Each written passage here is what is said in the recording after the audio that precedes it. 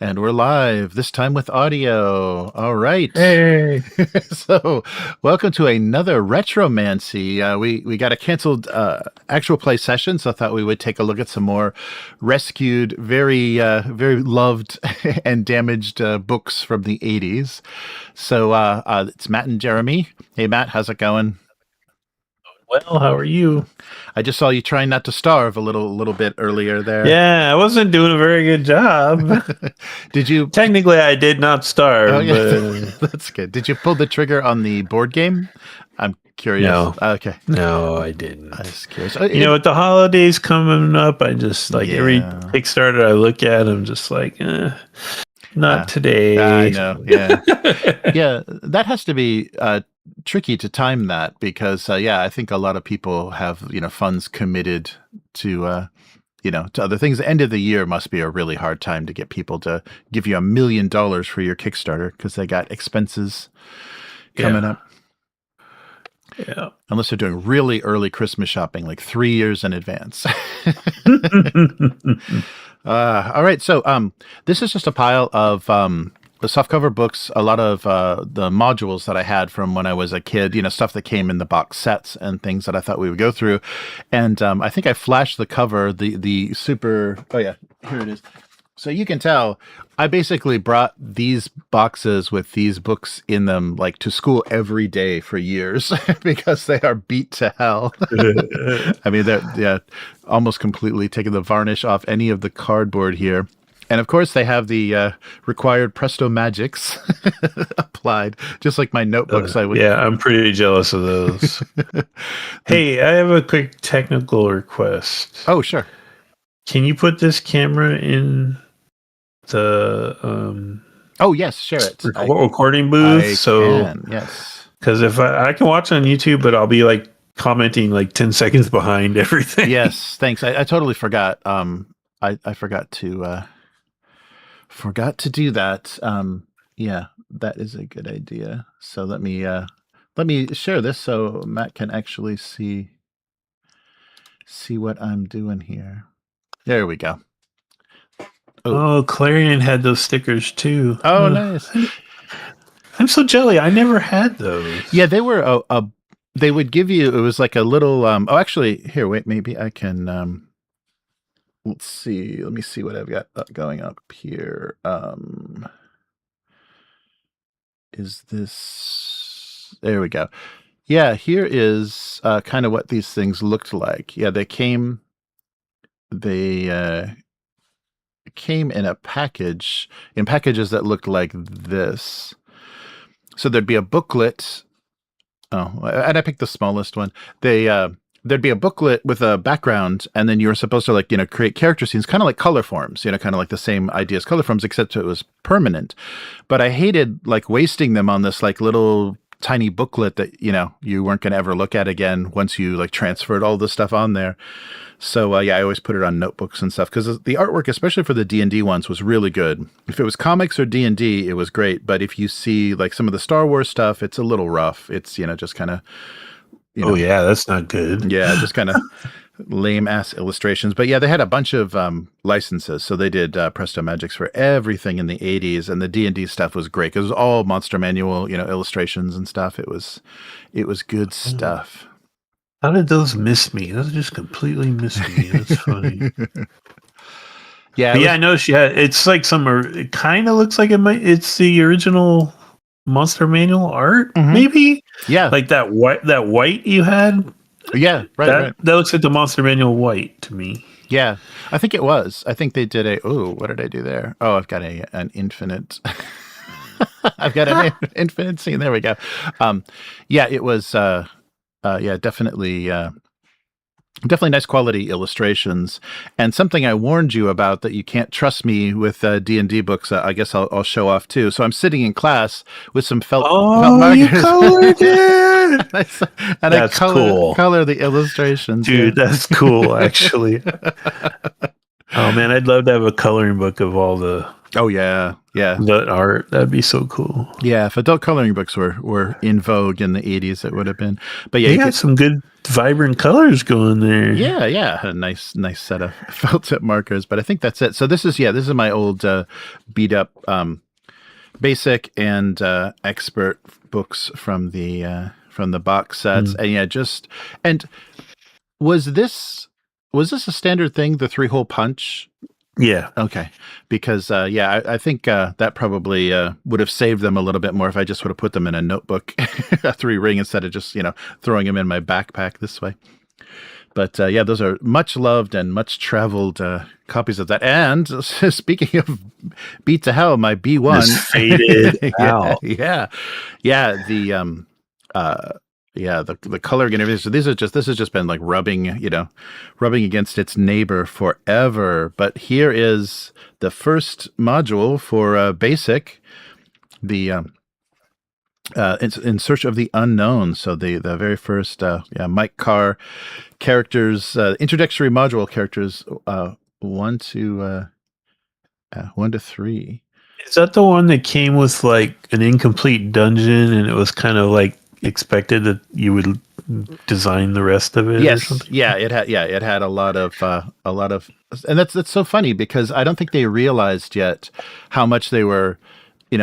If they showed their hand and like, yeah, you only need an imagination and you never need to buy anything from us again. Yeah. But yeah, this was one of those early mistakes that they made. Yeah, so I'm pretty sure this is the 81. Yeah. 81 version, because it's got the color cover and yeah, like all the standard. This one's falling apart desperately. There's my blue dungeon. Yeah. Yeah, so they give you the blue, and the reason for that is so you can't have your parents take it to work and photocopy it for you and share it with your friends. So it's the non-photo blue that they were trying to, because I guess they thought, the most work and the key piece of the module were these maps. So, without the, you could copy the contents, but then you'd have to draw the maps. Oh, more coloring. Yes. When I worked for, Kinko's, and we didn't get digital copiers until, I don't know, sometime in the 2000s. Mm-hmm. And so, yeah, the non-photo blue was like everyone lived or died. Like you wanted to lay out business cards, you'd be doing it on this blue grid, so you kept everything straight because you didn't have a computer to do it with.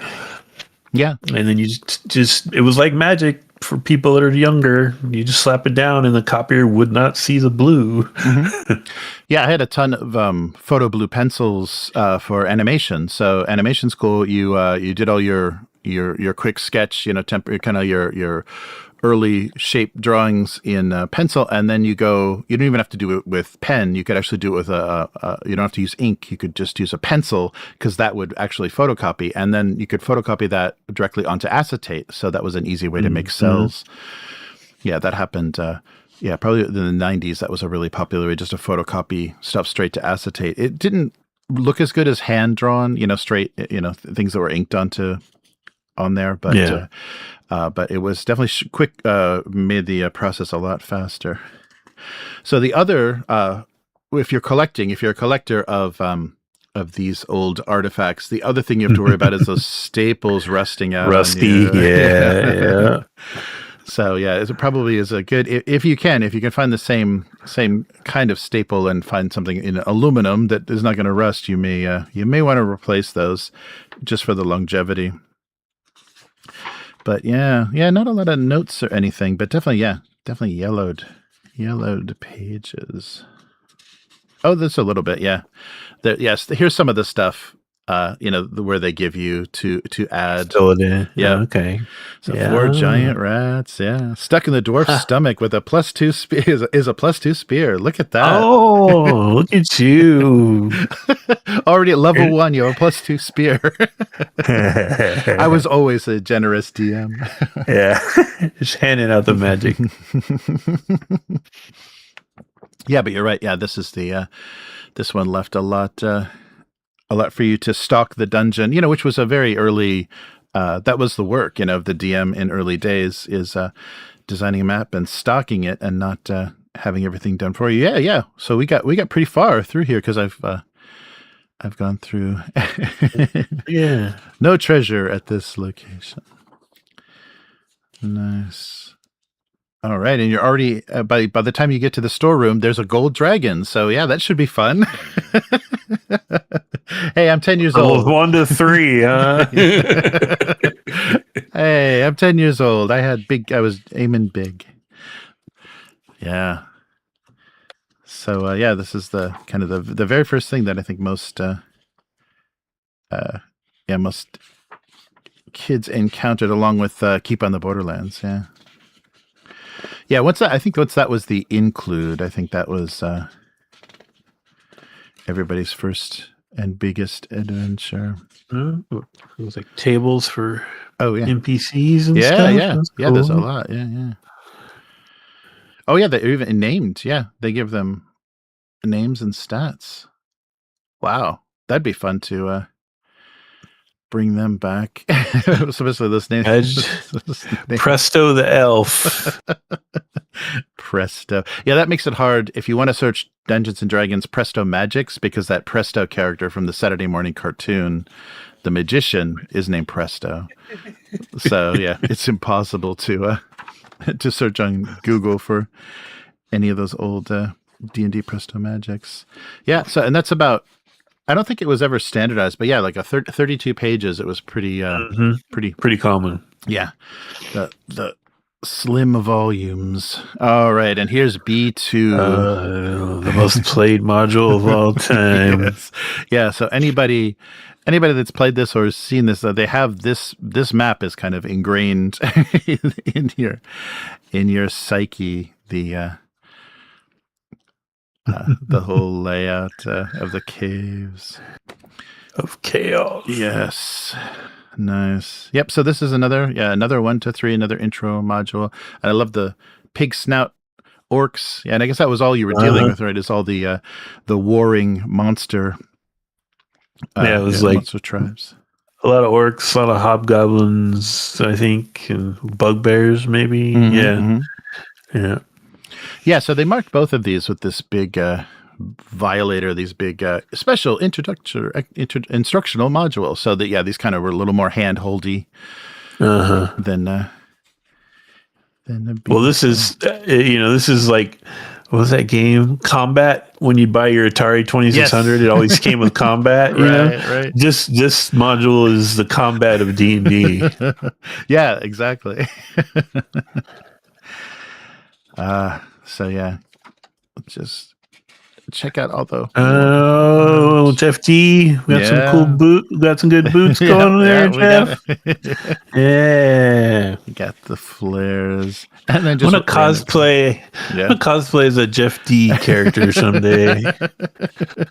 I need to lose about 50 pounds, but yeah, right. Just for the boots. They're always very. Very cut, very thin and muscular. There we go. There's all of our information location. Yeah, so this one has seen better days as well. But all of these got a lot of Minotaur got paint colored. Yeah. Oh, that's what's his name? Willingham. Yeah. Oh nice. Yeah. There's a lot of his stuff and tips to players, designing your own floor plans. Nice. Most importantly, players should be organized and cooperative. Good luck. Good luck with that. You're lucky if they even show up. That's the reality. And cooperative, everyone wants to be. It's a collection of lone wolves usually, especially in the 80s and then the 90s. Yeah, just murder hobos who have temporarily agreed to hang out together. Right. Draw your own floor plan. Look at that. Cool. Give you a piece of graph paper right there. Oh, nice. And then all your additional non-player characters. Oh yeah, the NPC lists. I remember those. Nice. I was really bad about using those. Yeah. All right. Now I don't have B3, so what are we missing here? So B3 would be the palace of this. Oh, that's why it's the palace of the Silver Princess. Oh, Yeah, this was the one that was had some content, and I think especially some illustrations that TSR said, a little adulty. yeah, this is a little mature, so we want this to get into Kitty City and Toys R Us. We don't want to worry about parents freaking out. Yeah, so that would explain why I don't have a big jump. Well, this was Tom Mulvey too. Oh yeah. So the Lost City. So B4 is the next one that I had in the collection. And do they do? Oh yeah, I should show off the back art as well. Nice. Yeah, they do list it. But I think that they probably the modified version was all you're gonna get your hands on. So here, look at that, a trifold. Ooh. So you got all the parts of the Lost City with their little key of low ceilings and rubble. Nice. Plus the fast pack. There you go. So they put together your traveling supplies for easy shopping. So already bundled everything in. Oh, that's Holloway. Oh yeah. Yeah,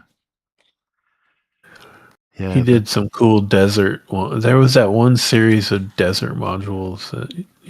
Very cool. Nice. Yeah, so what was this is still 1 to 3. Wow. So this probably isn't as handholdy, but yeah, this is still an early, and I think that was, I was more inclined, to because we didn't ever, I think, have characters that survived very long, so we were always kind of resetting. So having a bunch of modules where you could start with the 1 to 3 was always very useful. Always hard to get a group together and committed. This has the look of the paranoia art of the time. Yes. Just his expression. Yeah, he's like breaking the fourth wall. Hey. Yeah. All my staples are rusty. Oh no, a map you can photocopy. No, for the players. I guess that makes sense though, because if you want to have multiples at the table and let them actually. So this is looks like they got him to do pretty much all the art for this one. Yeah, it does. Yeah, it does.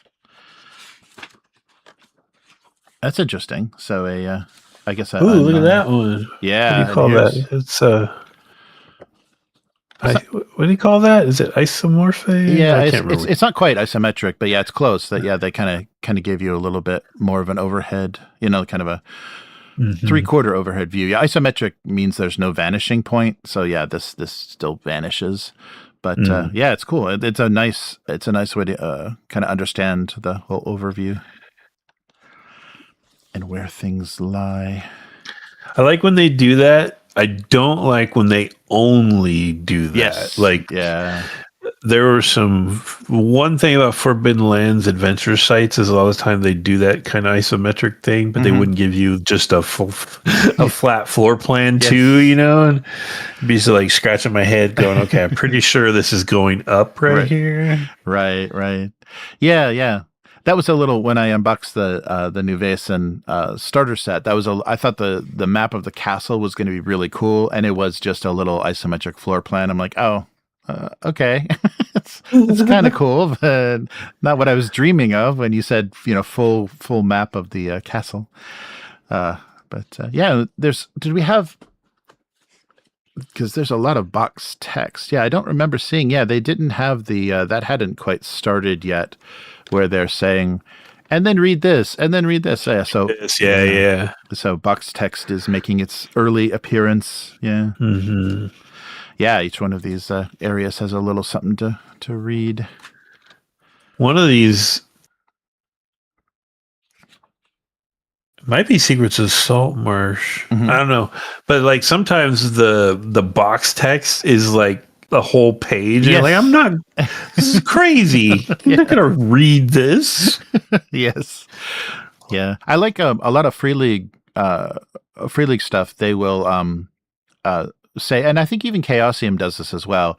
They're like, read this or, paraphrase, like, bend it to, the adventurer's, tolerances and need, or the player characters needs, what they need to know, and also how long they're going to sit and listen to you, recite. Yeah, because the longer these things are, it's just like, unless there's really important detail in there, yeah, that's just a little much. You can get an original Palace of the Silver Princess, 1981, on eBay for $40. Oh, nice! If you don't mind a lot of stains on the maps. Right. Oh no!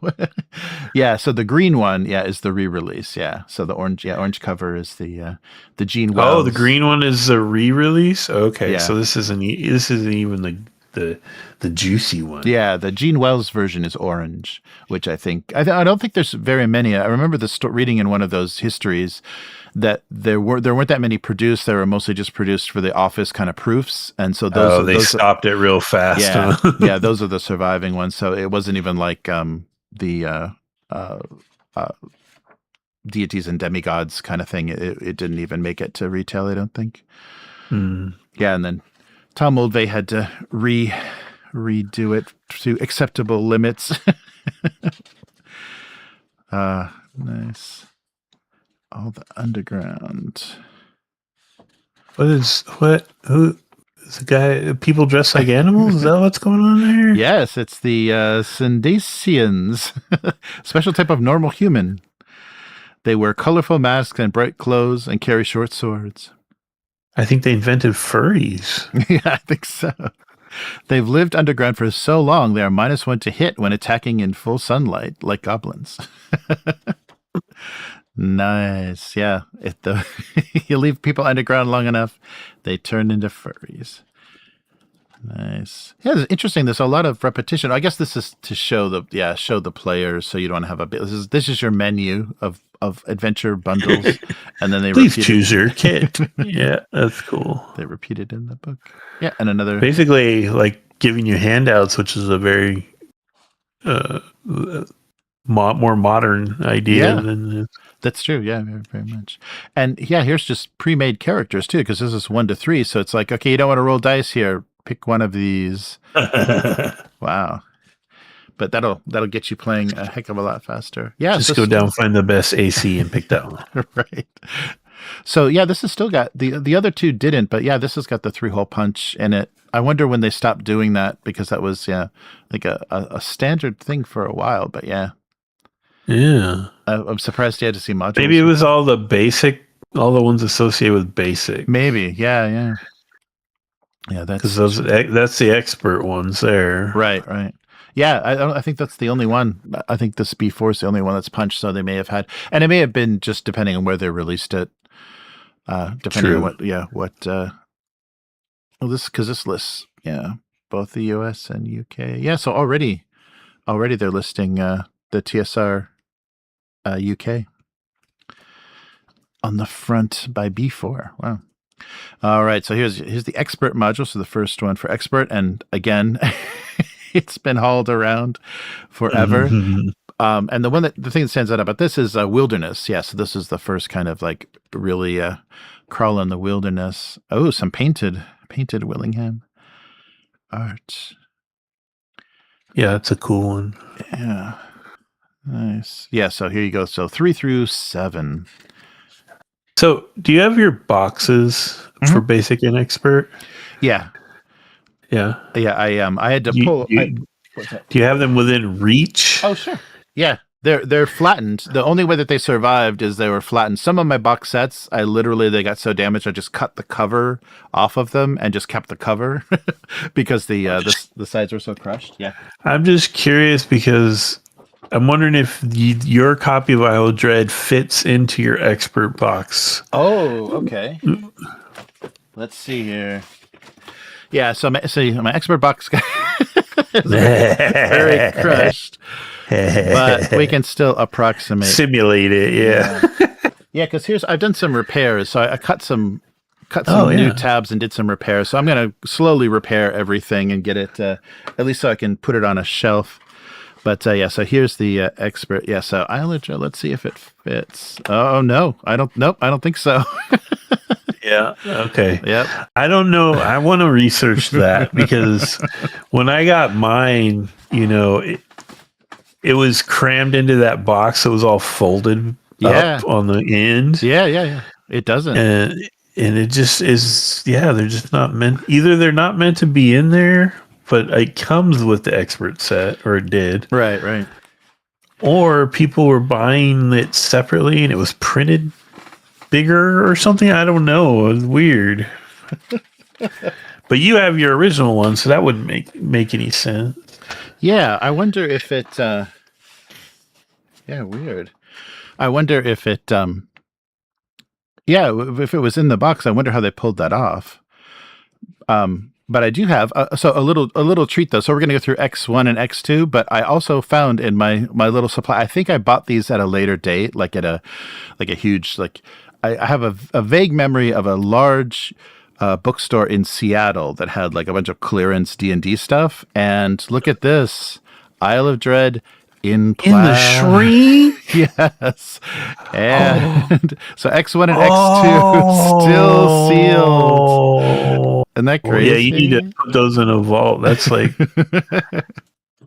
an investment right there. Yeah, that was so funny. I found this because I remember at some point when we were traveling, there was a huge bookstore and they had a bunch of D&D stuff that they were clearing out. And I remember picking them up. It's like, I know I already have these, but these are still in plastic. So yeah, so I grabbed them. But yeah, funny stuff. All right. Yeah, so the first, the first wilderness adventure.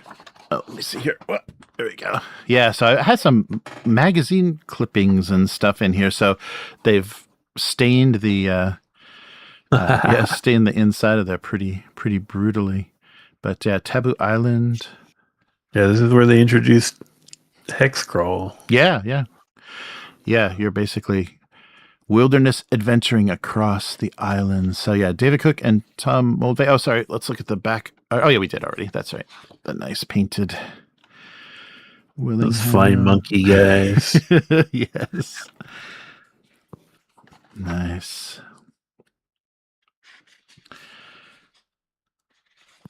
Yeah, wow. And you even get a signature. Nice. The signed letter. The ship's log has a nice signature. Oh, great. Yeah. So here's your wilderness wandering monster tables. Yeah. Nice. And did they do any special rules? Oh yeah. So using so preparation, let's see. Oh yeah, they don't have, I'm sure we'll find the travel rules. But they already have, they're already talking about weather and climate. Yeah. So that's... Yeah, I think it's in the back maybe, but yeah, the hex crawl stuff is in there. Cool. See that picture at the with the wall, the gate, and the dinosaur? Mm-hmm. There's a lot of dinosaurs in this one. It's like very, very King Kong. Oh, like old school King Kong inspired. Nice. Yeah. Right. Skull Island. Yeah. Cool. Yep. Flying monkeys. Oh yeah, and the cat people riding cats.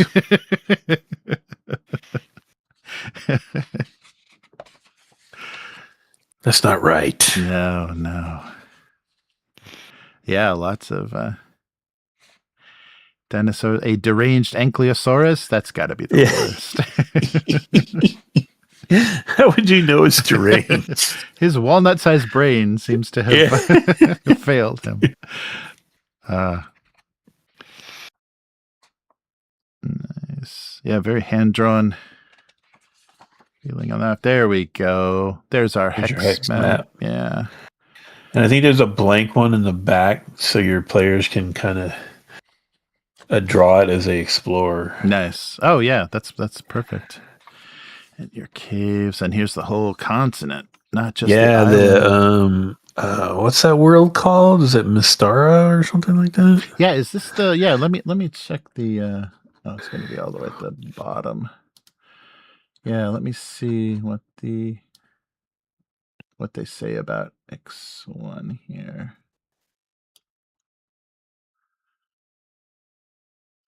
Oh yeah, they usually have what the setting was. Yes. Because I think at the time I was playing this Mhm. stuff, I had no idea that they had a name for their world or anything. And it's only been, I think as an adult that I've learned that, oh yeah, they had like this Mystara place. And Yeah, so their first wilderness, lots of dinosaurs. They introduced some new first appearance of the continent in D&D, which includes Derakin, Karamakos, Yarville, and Theodos. Let's see. Wikipedia's not giving me a. yeah, Mystara. It I is. found Oh, it. there it is. Oh, yeah. Yes. So this is the these guys they're introducing products set in Mystara, including dinosaurs. Yeah. So there's your Mystara map. Wow. Nice. Yeah, and where the heck do you get hexagonal paper? That was the other thing too. Some of these things were hard to come by back in the 80s. Yeah. You had to go to some real hardcore mathing. I remember I had a pad of blue line hexes. Oh, nice. And I don't remember where I got them from. Yeah. Yeah, I think when you come across that stuff, you would hold on to it. But yeah, I don't remember where you for. Probably a lot of technical supplies, for drafting and plotting and stuff. Yeah, they might have some for students. They might have some stuff in like college bookstores, university bookstores. The Taboo Island. The boiling well is boiling. All right. So yeah, the new monsters. Yeah, dinosaurs: the Allosaurus, Ankylosaurus, Arenei. Yeah, just a bunch of dinosaurs. It's a ton of dinosaurs. A giant elk. Oh, the Copru. Oh, nice. This is the ship's log page, like written out as a handout. Yeah, they already are like getting in the. I guess maybe Chaosium had already been doing it, so TSR is like, you know what, we better kind of up the game for stuff at the table. Yeah, that's funny. I don't know why the ship's log is written with in quotes. I don't know what that's about. Maybe that's some some device. I said, Rakesta.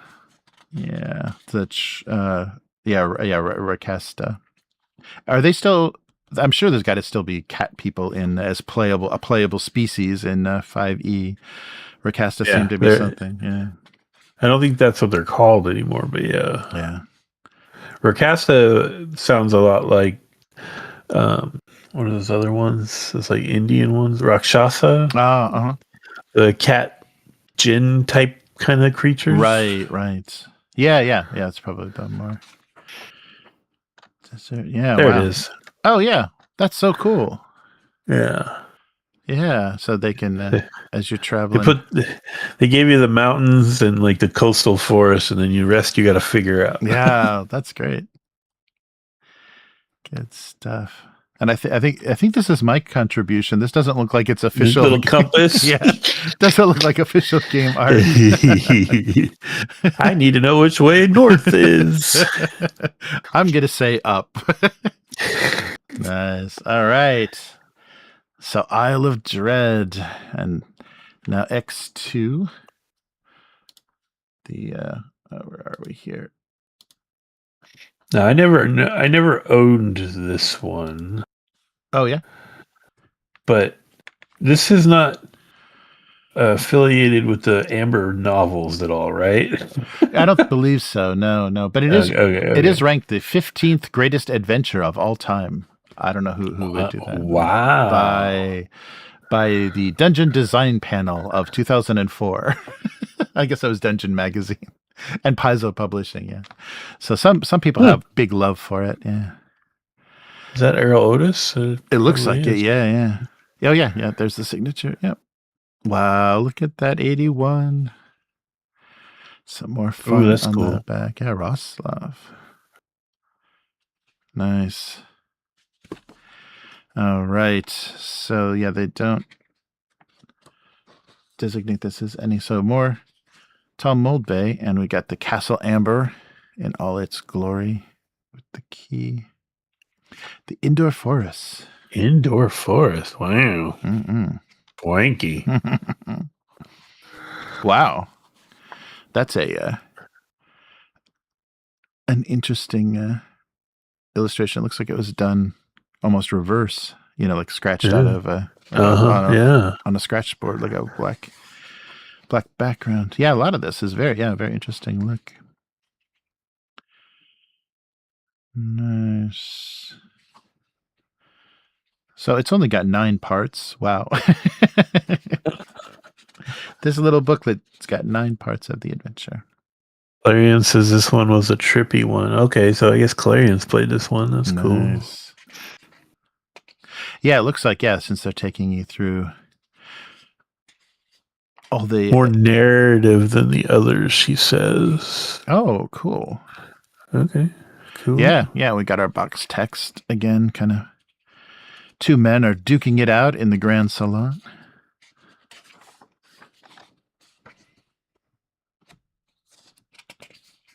Wow. Yeah, interesting already. The Indoor Forest has a maiden and a unicorn. Yeah, that's interesting. So, an Indoor Forest is going to give you options to do very strange stuff. Yeah, but in the confines of a building. Ooh, scary lady. Yeah. Yeah, it looks like a lot of every area has something very bizarre going on. There's not like a real heavy theme. It's just a lot of very skeleton courtier or something. Interesting. 2 thrones. The skeletons are dressed in rotting velvet.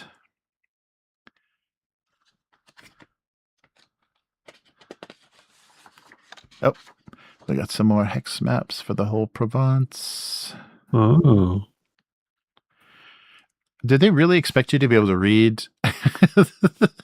Yeah, they printed it on top of the little icons. Yeah, that's weird. They should have done grayscale on some of. Yeah, it's interesting. Or put a stroke on it or something. Yeah, right. Yeah, right. Just a little bit of space around there. That's funny.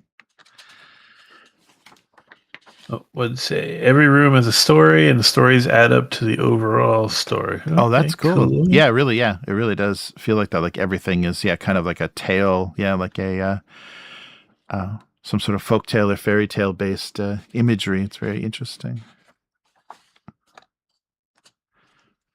Oh, it's a blank one for that too. Yeah, nice. Oh, and there you got the outside, and then you've got that room with all the letters. The dungeon. Nice. Huh. Oh, wow. Oh, that's another nice one. Yeah. Some really interesting. Yeah, some art that stands out.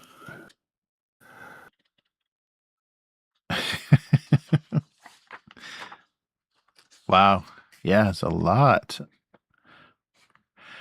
And you're not going to go, room to room. So, very interesting how this will add up. Yeah, very cool. The holy symbol's always a cross, which I always found amusing for but they're probably not worshiping a real world god. Why do they always have crosses? Stephen Amber. Oh, nice. There's our new monsters. Amber Lotus Flowers. The Brain Collector. Brain Collector. Ooh. Look at that. Mud Golem. Death Demon. Oh, they're the worst.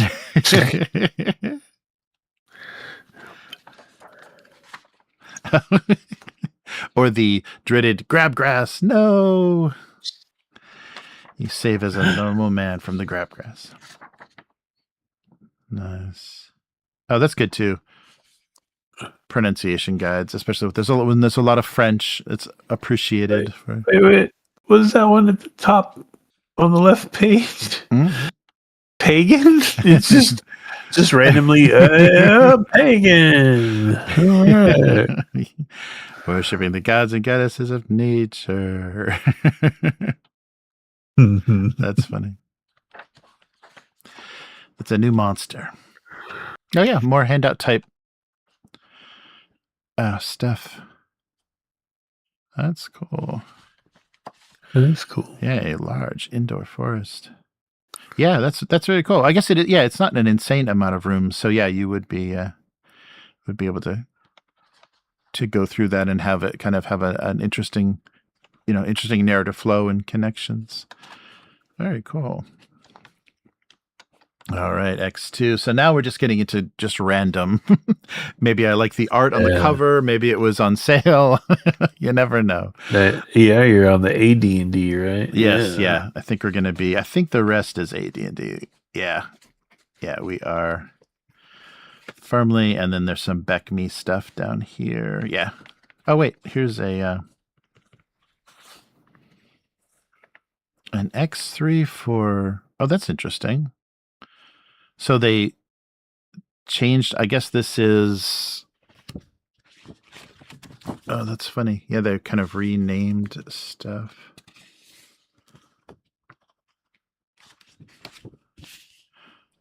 Huh, interesting.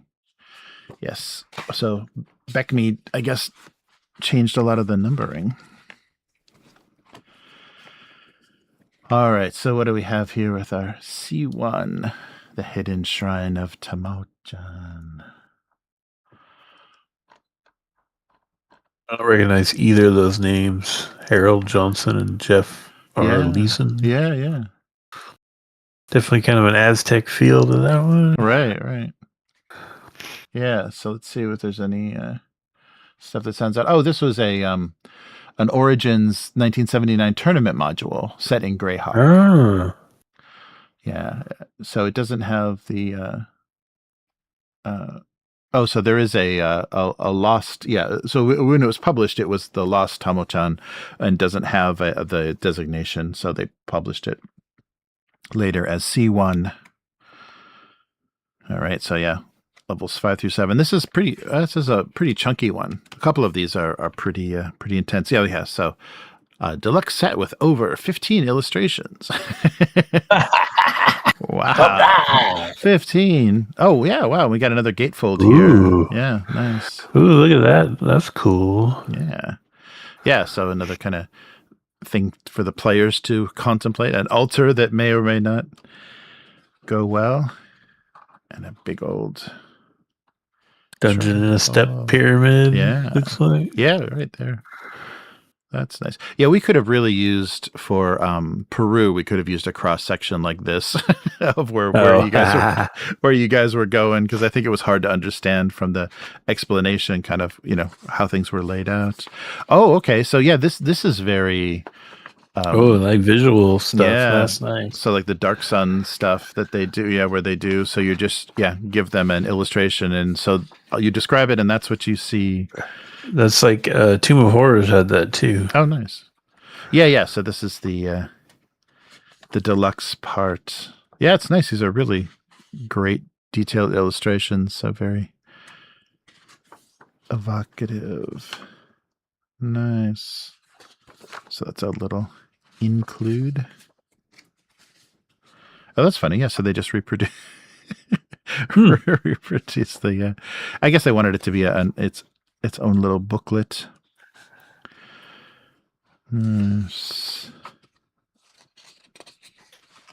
Yeah, so your party is lost. So the background from the tournament is you should never have abandoned the ship and struck out for the marshes, but your pursuers are closing on your tail, and it seems so. It's like in media res module. you're at a tournament. Let's get going, guys. Come on. Go. Nice. Yeah. So yeah, the original at the tournament was called Las Tamoachan. Tamoachan. The home sought after.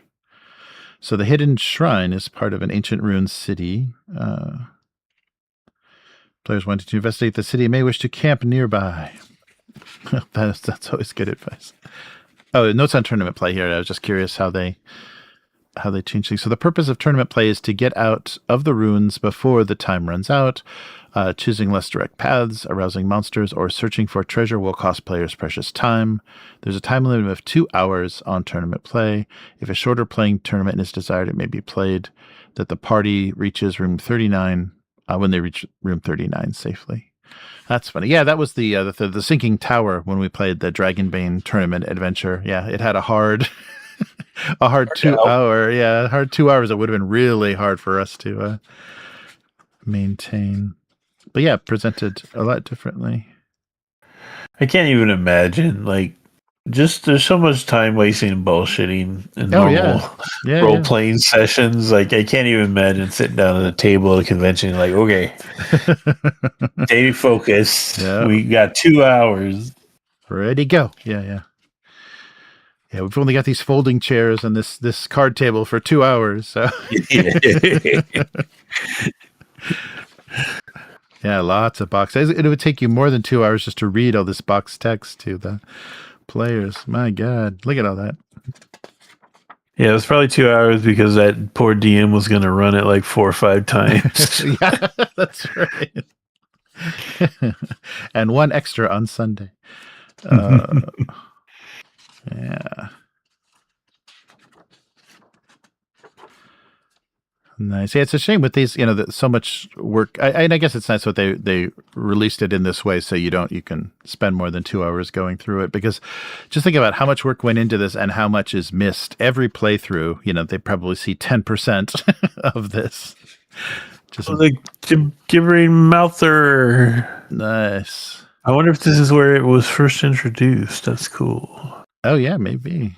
Yeah, very Lovecraftian thing. Yes, it's simple. Yeah, it doesn't say new monsters. Oh, it is but it is the kind of bestiary section. Yeah, and your notes. Oh, and pre-gen characters. Yeah, for a tournament that makes sense. Yeah. Go much faster. Nice. Oh, that's nice. And they were actually reproducing, the actual historical things, so they give it some credit and background. Now I'm wondering, because Tomb of Horrors, I think, was originally a kind of a tournament dungeon too. Right. And it had that book of illustrations to show the players also. Mm-hmm. So now I'm wondering, did TSR just do that if it was a tournament module? Oh, maybe. Yeah. And didn't think that might actually be a cool thing for their other modules? Yeah, I remember the Dark Sun box set had a spiral bound book that you could flip of just the illustrations. So by that time, by the first edition of Dark Sun, they were thinking about that kind of stuff of just giving you a picture to kind of decode. But when was that? Wasn't that like early 90s or something? I think so. Yeah, I think that was it's funny. Nice. All right, so our first tournament module and I won. Nice. Dwellers of the Forbidden City, so another 4 to 7 for AD&D.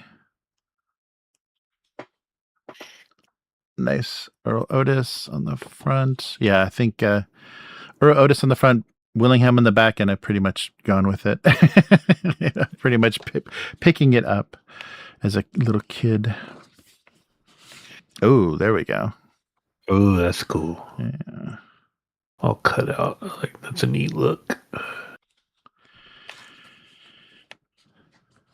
Nice. All right. If I recall, this one is literally like, it's just there. Like, I don't think there's like a plot or like an event thing, if I recall. I think you're just crashing their city's party kind of thing. Yeah. Nice. Yeah, and so this is David Cook, and this is set in Greyhawk. So yeah, from 81. Yeah, most of the stuff is. Yeah, I imagine all the AD&D stuff is probably Greyhawk. Yeah, right. Yeah, that's true.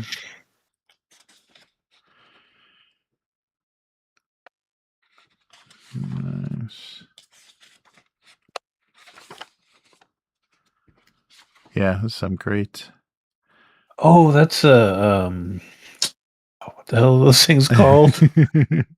With the mouth on the top of their head. Oh, I forgot what they're called. Does it have a list? Does it say Zorn? Is that it? Yeah.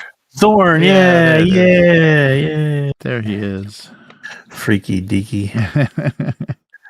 And there's piercers, maybe. Is that a piercer? Oh, I think it's a carrion crawler. It says underneath it. Yeah. Oh, yeah, but piercer. Yeah, piercers. Looks like there's something falling. That looks like a piercer. Yep. 4 piercers. Yeah, you got it. Yeah, 4 piercers attack, and then a carrion crawler. Wow. Oh, yeah. There you go.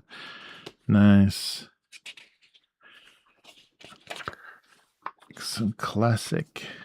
I remember, like, probably in junior high, I had a Dragon magazine where they had done a little write-up of like the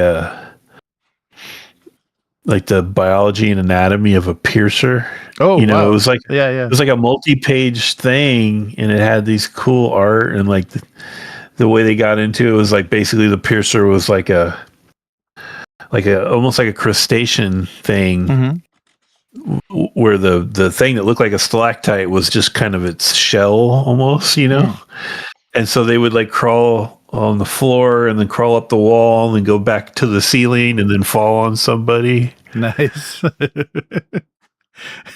Yeah. Very cool. There's a lot more maps too. Wow. Interesting font choices. Yeah, they're doing some. Those almost like faux Asian looking characters. Yeah. Yeah, like that chop suey kind of stuff. Or the Chinese carry out cartons. Yeah. Nice. Yeah. Thanks. Mongrel Men. Yeah. I think they ended up in what, Monster Manual 2, right? I think so. Yeah. I don't remember them in the first one. A slide. Maybe. Yeah. Let's see. Bullywugs. Oh, Bullywugs. One of the other froggy people. Yes. The Den of the Frog King.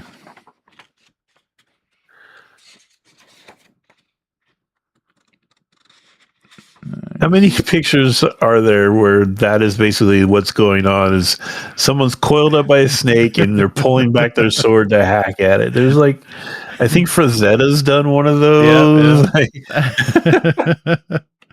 Yeah, that's true.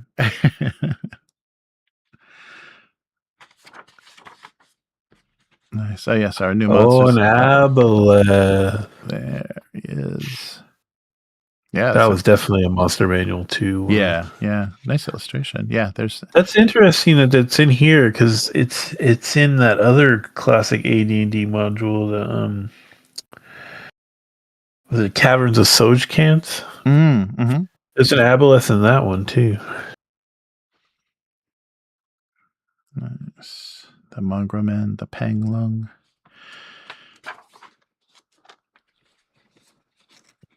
Naga? Creeper. Young T. Oh, Yuan T, not Naga. Yeah. Whoa. Snake Pile. All right. That character roster.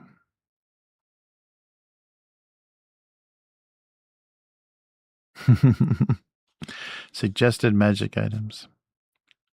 You got to give him a +2 spear in the very first room.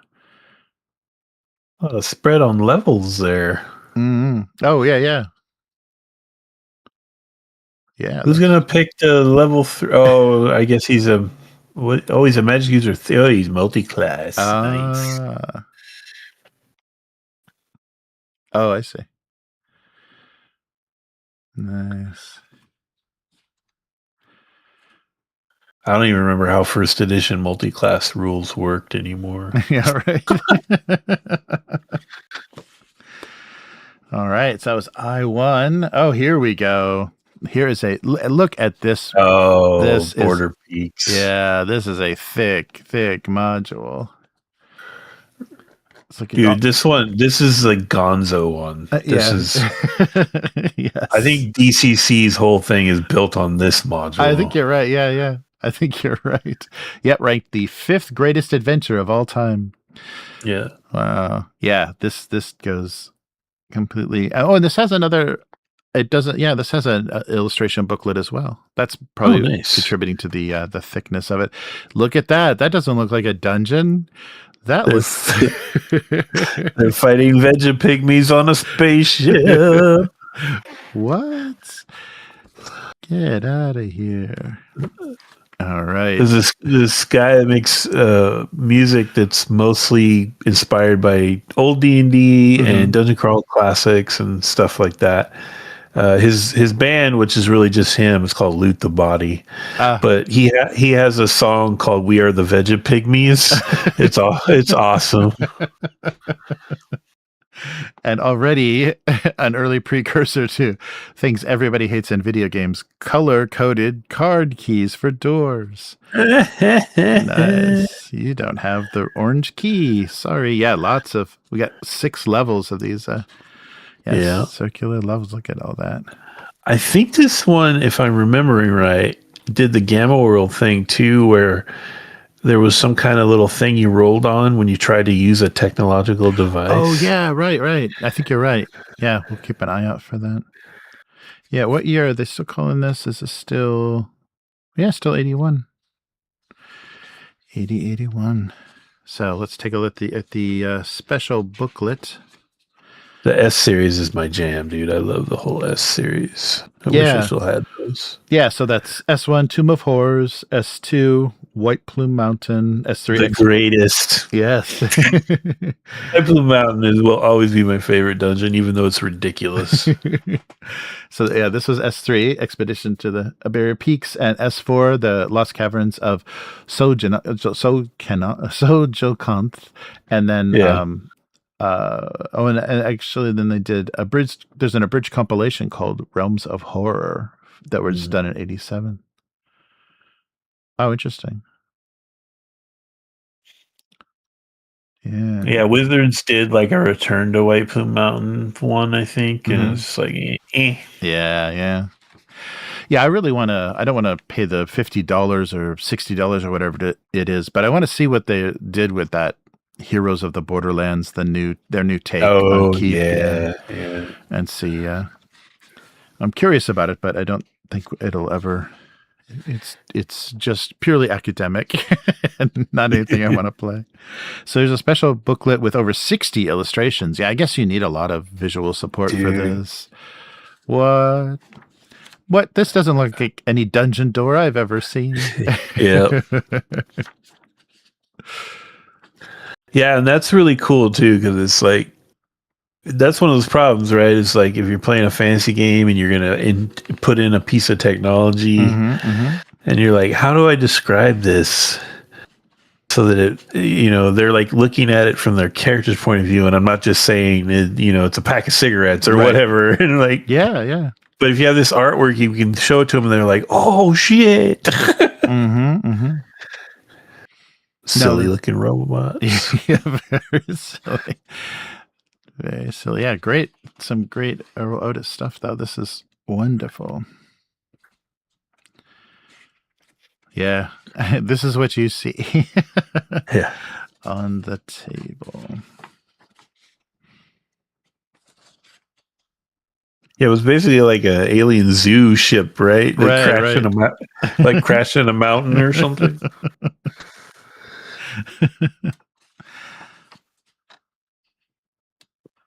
Yeah, very cool. This is a lot of illustrations. This is like really well supported.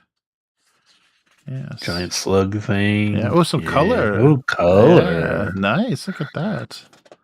Wanky. Yeah. So the middle 4 pages are all color. Wow. Oh.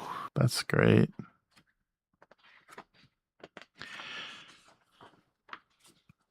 Nice. Yeah, some great Earl Otis stuff. All the plants. Oh, wow. Yeah, lots of horrible the plants. bunny log thing. I remember that.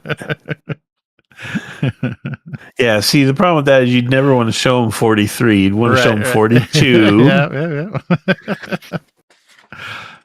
Nice.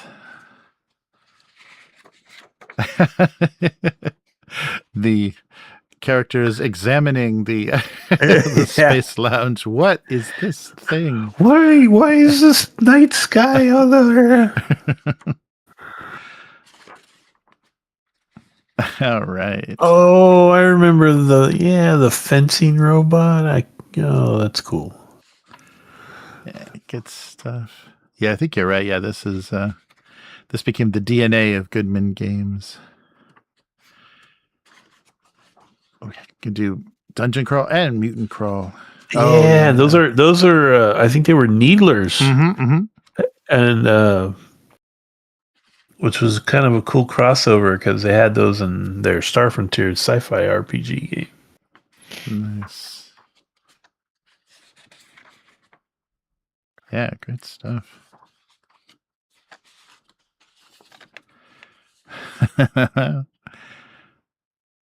It has a button. Do you push it? Nice. All right. So here's the adventure itself. 11's 8 to 12. That's like no joke. Yeah, that's true. You're not going to be doing this very early on. So this module was begun in 1976 when TSR was contemplating publication of a sci-fi fantasy game. So Jim Ward had already shown us some rough notes for Metamorphosis Alpha. Wow. And thought it would be a splendid. So this is kind of like a generation ship maybe too. Like it has that yeah, it's very Metamorphosis Alpha vibe. Right. That'd be a splendid idea to introduce James's game at Origins 2 and introduce the concept to D&D players by means of a tournament scenario. Oh yeah, so I guess they're considering this to be another tournament scenario. So I laid out to the tournament from Old Greyhawk Castle campaign materials involving a spaceship, and Rob Kuntz helped me to populate the ruined vessel. Nice, but the scenario and Metamorphosis Alpha proved successful. Both of them proved successful. But while the latter was continually available since the mid-1976, a few copies of the tournament dungeon used for Origins have been around. Oh, yeah. So the original one that they did is not there. Yes. And so then Metamorphosis Alpha is currently being rewritten and expanded for a major new edition, and Gamma World, the game, is highly popular too. So they're plugging all their stuff. That's great. Back in the day when we're currently working on a new edition of Metamorphosis Alpha. Great.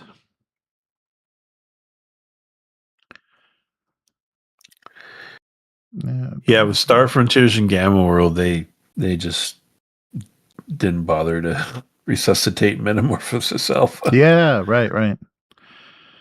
Yeah, that's true. Yeah, you can still, there's some nice versions of the original ones, though, the kind of print on demand versions of the original versions of the books still around. That's nice. It's still getting supported.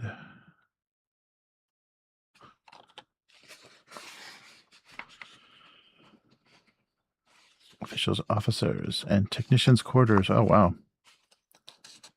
Yeah, this is a huge ship.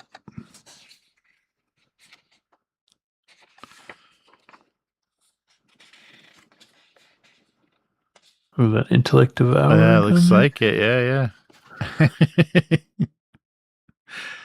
Yikes. Yep, yeah, it is. Lasers do no harm. Oh, man. Wow, that's special. Yeah.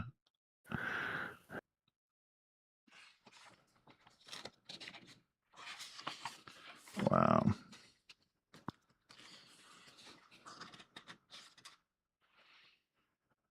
The dangerous animals section.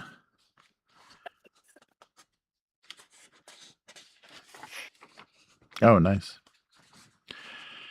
These are when things go really badly. That's great.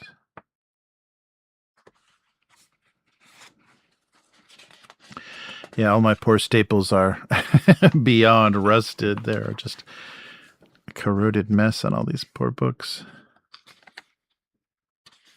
But they hold. Yeah, it's still holding it together. So this is it. Yeah. So these are found tables for the DM. So using determining successful use of technological items found on the ship. So determination of proper use, and then based on intelligence, and then there's these charts for where you start, and so you're making rolls. So negative die rolls are not possible. So based on your die roll. Charge wasted, item destroyed. Yeah, so there's a chart for each of the different items, how complicated they would be to use. This is cool. Complex lethal items. Grenade explodes. Yikes. Yeah, that's got to be so fun too, because if the player characters are playing it correctly, the DM knows. Yeah, they're shaking a grenade and holding it to their ear. Yeah. Let's see how they roll. Yeah, that's really cool. And here's all the weapons data. Yeah, but once you figure out how to use some of these, it's going to make the encounters a lot easier. And I guess, by 8 to 12, you'll be durable enough. It's not like too much is going to one hit you. And so all the super intelligent wizards will have use of the technology. Yeah, that's great. Anti-grav belt. Yes. Yeah, all of this could. You can play John Carter. Get all kinds of crazy. Yeah, you really have to be into the spirit of it and not metagame, just having these objects described to you and be like, okay, I think I would. Yeah. Yeah. Here's all our robots. And the Vegapygmies, there they go. They're very rare, but they appear in 3 to 300. Nice. And another random roster. So special module characters. The listing of characters may be used to form a party for tournament or regular play. Oh wow, yeah, they really assume you're well equipped. Jeez. Yeah. A javelin of lightning, a sword of dancing. Yeah, very cool.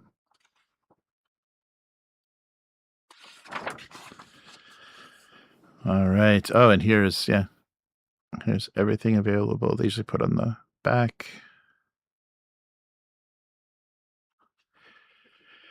A's, D's. Yep, they're already doing the previous ones. A lot of that's almost mega dungeon, that one. Yeah, it really is. Because when you look at how many with 6 of these levels, that is a lot. A lot to crawl.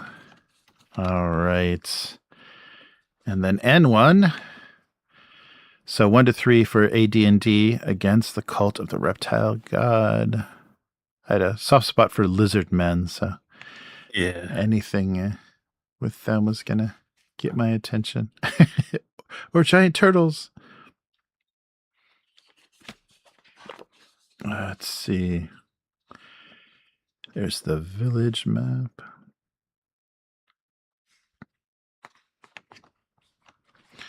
Nice. So N1, let's see. Any notable?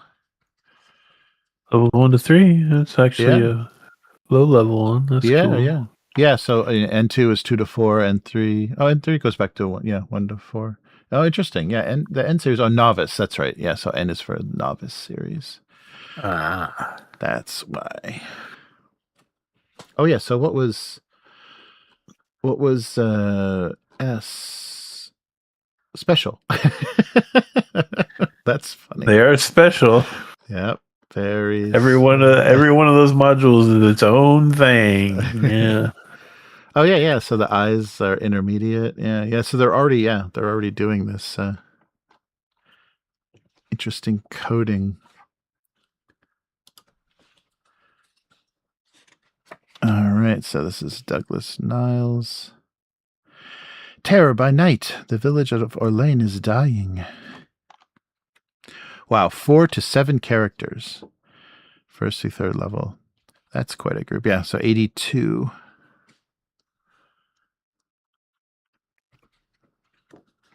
Nice.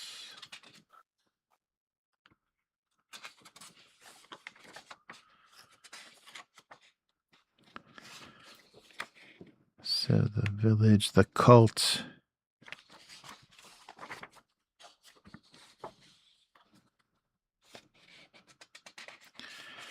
So you start out, yeah. You're around the village and you've got a letter. A letter with a nice signature. Uh-oh, little colored pencil there, it looks like. We got. Oh.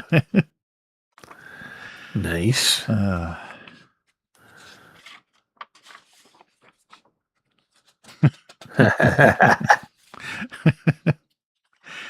Good stuff. And the temple. No. Oh, look at it. I got some fluorescent colors we're working on there. All right. Here's our dungeon.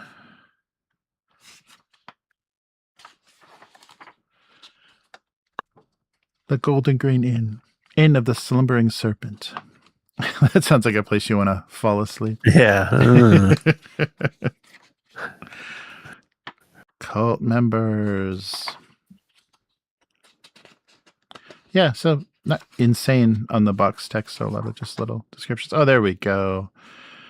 Yeah, I think I'm doing a combination of colored pencils and markers because I know some of it goes through. Yeah, I never. Not too bad. Not too bad, but yeah. Wow. Yeah, some of this paper is in still pretty good. It's not too yellowed out, the edges and stuff, but I'm surprised. Some of the stuff is still very readable, very usable, not too much, water damage and stuff. Nice. Empty caves.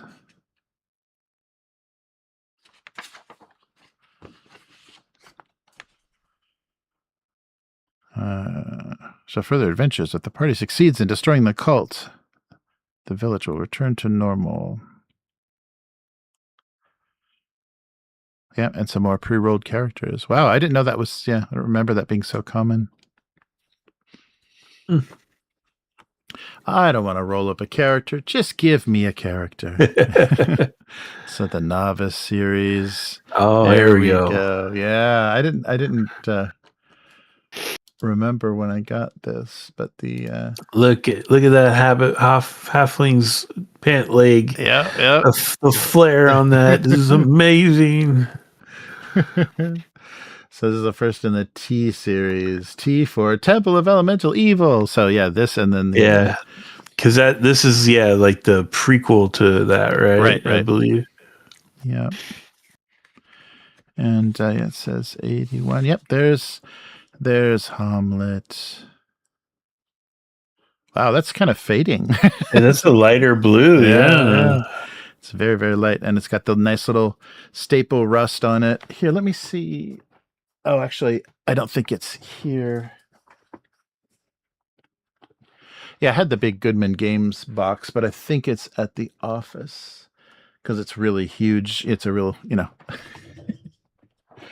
real huge weight on the shelf. But yeah, they do a good job of producing both modules, the original versions of both modules in completely, not, for 5e or anything. So you have the original rules and original pages as produced, but they're about this much bigger. Like they're a larger presentation. So, yeah, all the artwork and everything is really great. So, yeah, we've got Hamlet. So, first off, tool modules. And it's a little more Jeff D on the back. That is so Jeff D. That's amazing. There are no fat people in Jeff D's world. Right. All right, novice level Hamlet.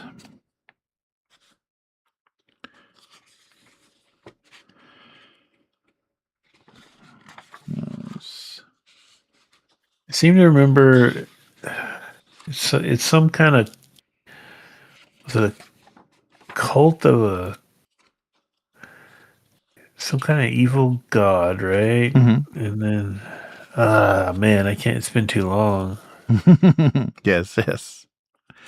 Yeah, it's interesting too. So they published these separately, but the Temple of Elemental Evil includes this module. So they produced this. I think there was kind of a strange history about that. Like they produced this intending to flesh out this whole temple, and then it didn't end up being actually fully produced until, like, in the way that they imagine it, until like second edition or something. It's very strange how like they were already into like the BECME days before we even got this. So there was a long wait between this and the actual temple, and then the next book that they produced included this as well. So you kind of had a duplication that Hamlet was always included.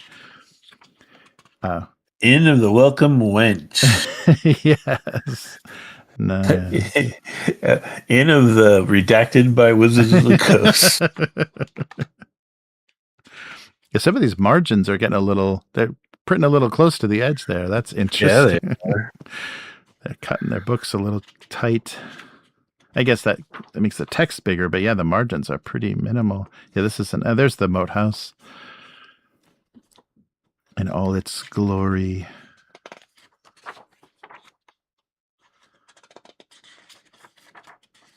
Yeah, they cut that really close up. Yeah.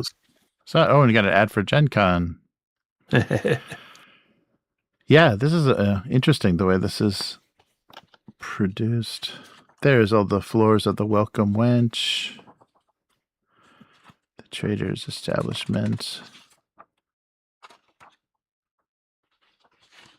Also, I've noticed one of the other modules was like just two is the map was blank on the back. Mm-hmm. Oh, yeah. Because I think they're assuming you're going to like tear that out or something. Yeah, actually, look, it's got perforation. Oh, yeah. There you go. Yeah, it's one-sided, and they're just assuming you're gonna take them all out. Yeah, this is an odd. The production of this feels very different.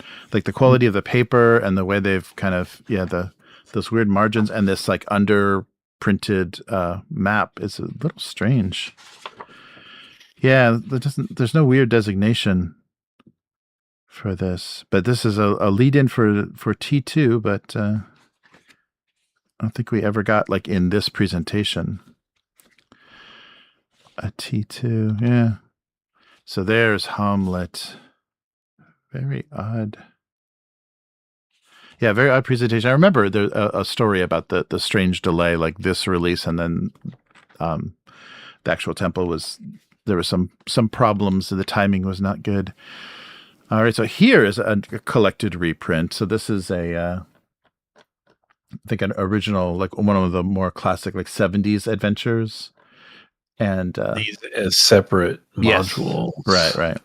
So there's 3 adventures, and this is very high level, 8 to 12 again.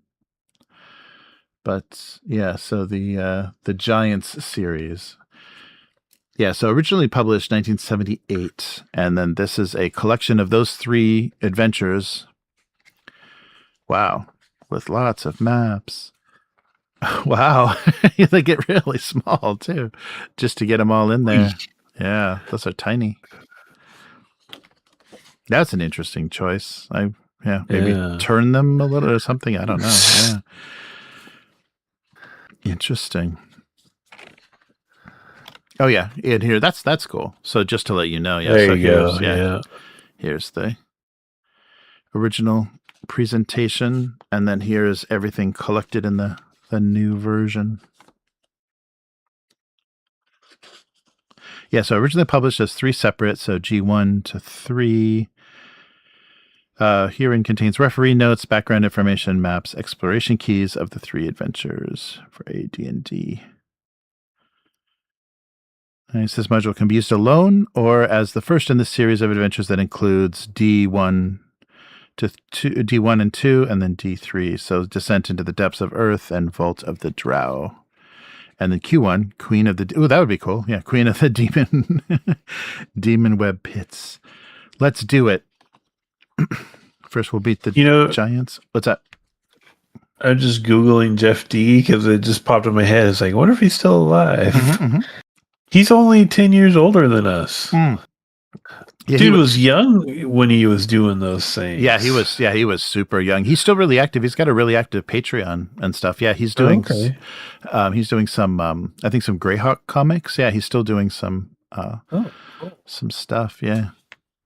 Yeah, I follow his Patreon and he's always posting nice illustrations and stuff. Stuff that he's worked on. Yeah. Yeah, I was amazed by that too, that he's still so active and been around, because a lot of the illustrators are like, almost our parents' age, just a little younger than our parents, because they were around at the beginning. Oh, that's right. He was one of the co-creators of Villains and Vigilantes. Yes. I forgot about that. Yes. Wow. Yeah, he did the covers they did some comic books for Villains and Vigilantes, and he did some covers, but I don't think he did the interiors, which is a shame. I would have loved to have some full, Jeff D comics.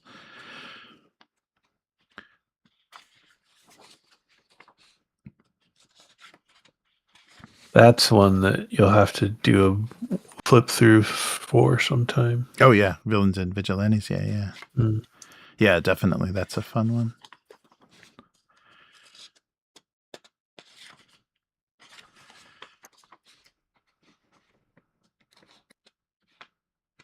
Wow, I can't believe this is 3 adventures. These are 3. Yeah, I think we're already to the which was the first one. Yeah, that's already the end of the first one right there. I mean, I think these were much more like stereotypical, like just go in and kill shit. There wasn't a lot of depth to them, as I recall. Like.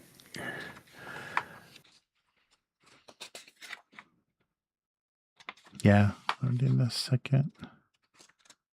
Because it was it Fire Giants, Frost Giants, and Fire and Hill Stone Giant. or Hill Giant. Yeah, Hill Giant, Frost Giant, and then Fire Giant. Yeah, definitely. It feels much more like that. Oh man, that looks like what's her name's art?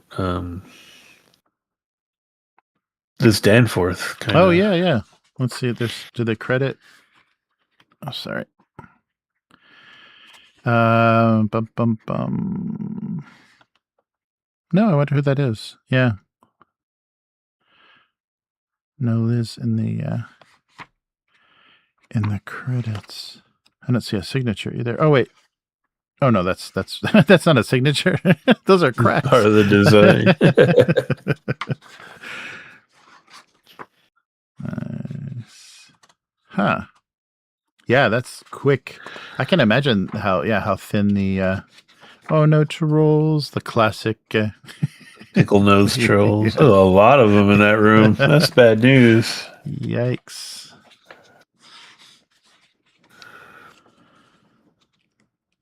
Some new spells. Crystal Brittle, Energy Drain. Oh no.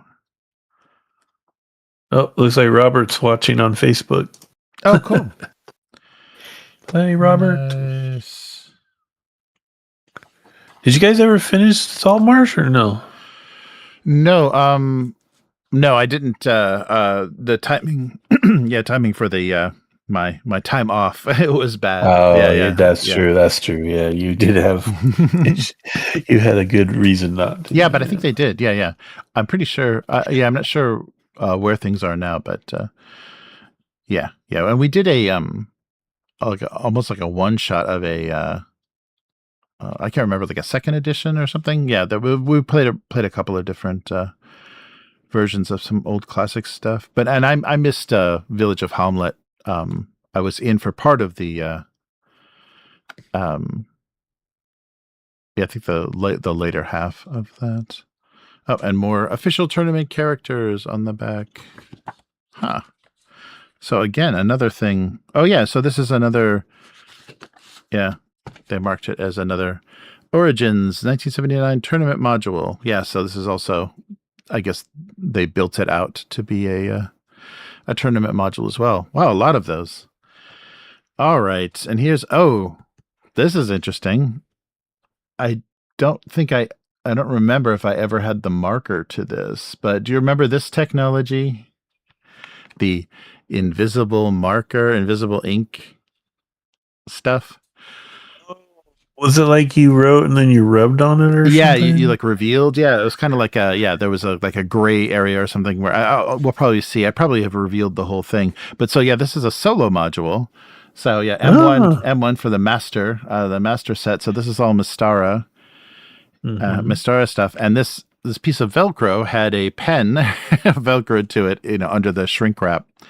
And so you go through it, and based on kind of like, I guess, choose your own adventure or whatever different results, you reveal information. Let's see if I actually did that or not. And let's see if the ink even survived. So here's all the Blizzard Pass solo adventure map. So it'll tell you which map you're on. So you could do a solo thief adventure or group play. Yeah, this is probably the closest thing they ever did to a Tunnels and Trolls style solo. Yeah. So it does look like it's going to read like a choose your own adventure. Oh no, yeah, I think the technology has failed us.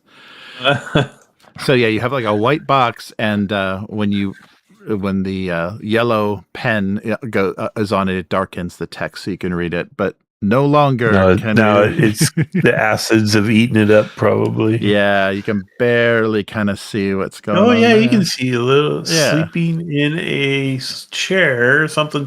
Yeah. So you make your choices, and then they'll take you to different parts. Wow. Blizzard Pass. I guess that technology would allow you to keep your page count down, because then you wouldn't be making people flip all over the place. No, that's true. Yeah. It kind of kills replayability, though. I guess you can try another path. You just not do the same choice as previously. But yeah, right. Yeah, so that's how it appeared. It looks like it's becoming a little bit more legible, and then supposedly when you put the marker on it, it was readable. Very odd. Yeah. Very gimmicky and very odd. Oh, wow. So if you're a first level thief, use the invisible marking pen to fill in any 3 boxes. Nice. And then it gives you some values. If it's equal to or below your open locks percentage, go to entry number 19. That's funny. Wow. They had the gimmicks, didn't they? I guess before their demise, they're trying everything. Yeah, look at all this. I don't think the marker was going to make it through, because this is very absorbent, uncoated paper. So I can't imagine that one felt tip marker is going to make it through. Yeah, I remember this technology was kind of everywhere. This is 83. I remember there being like quizzes and trivia things and stuff where you used an invisible marker to reveal answers and stuff.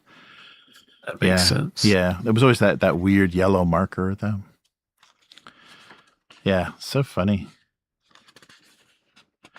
I'm sure this could be digitally reassembled. Yeah, we should look on DrivethRu if they've actually made this a playable. Oh, come on! You're gonna spend all week doing. Oh my god! Don't make this choice. Probably kill your whole pen. Yeah. Wow. Nice.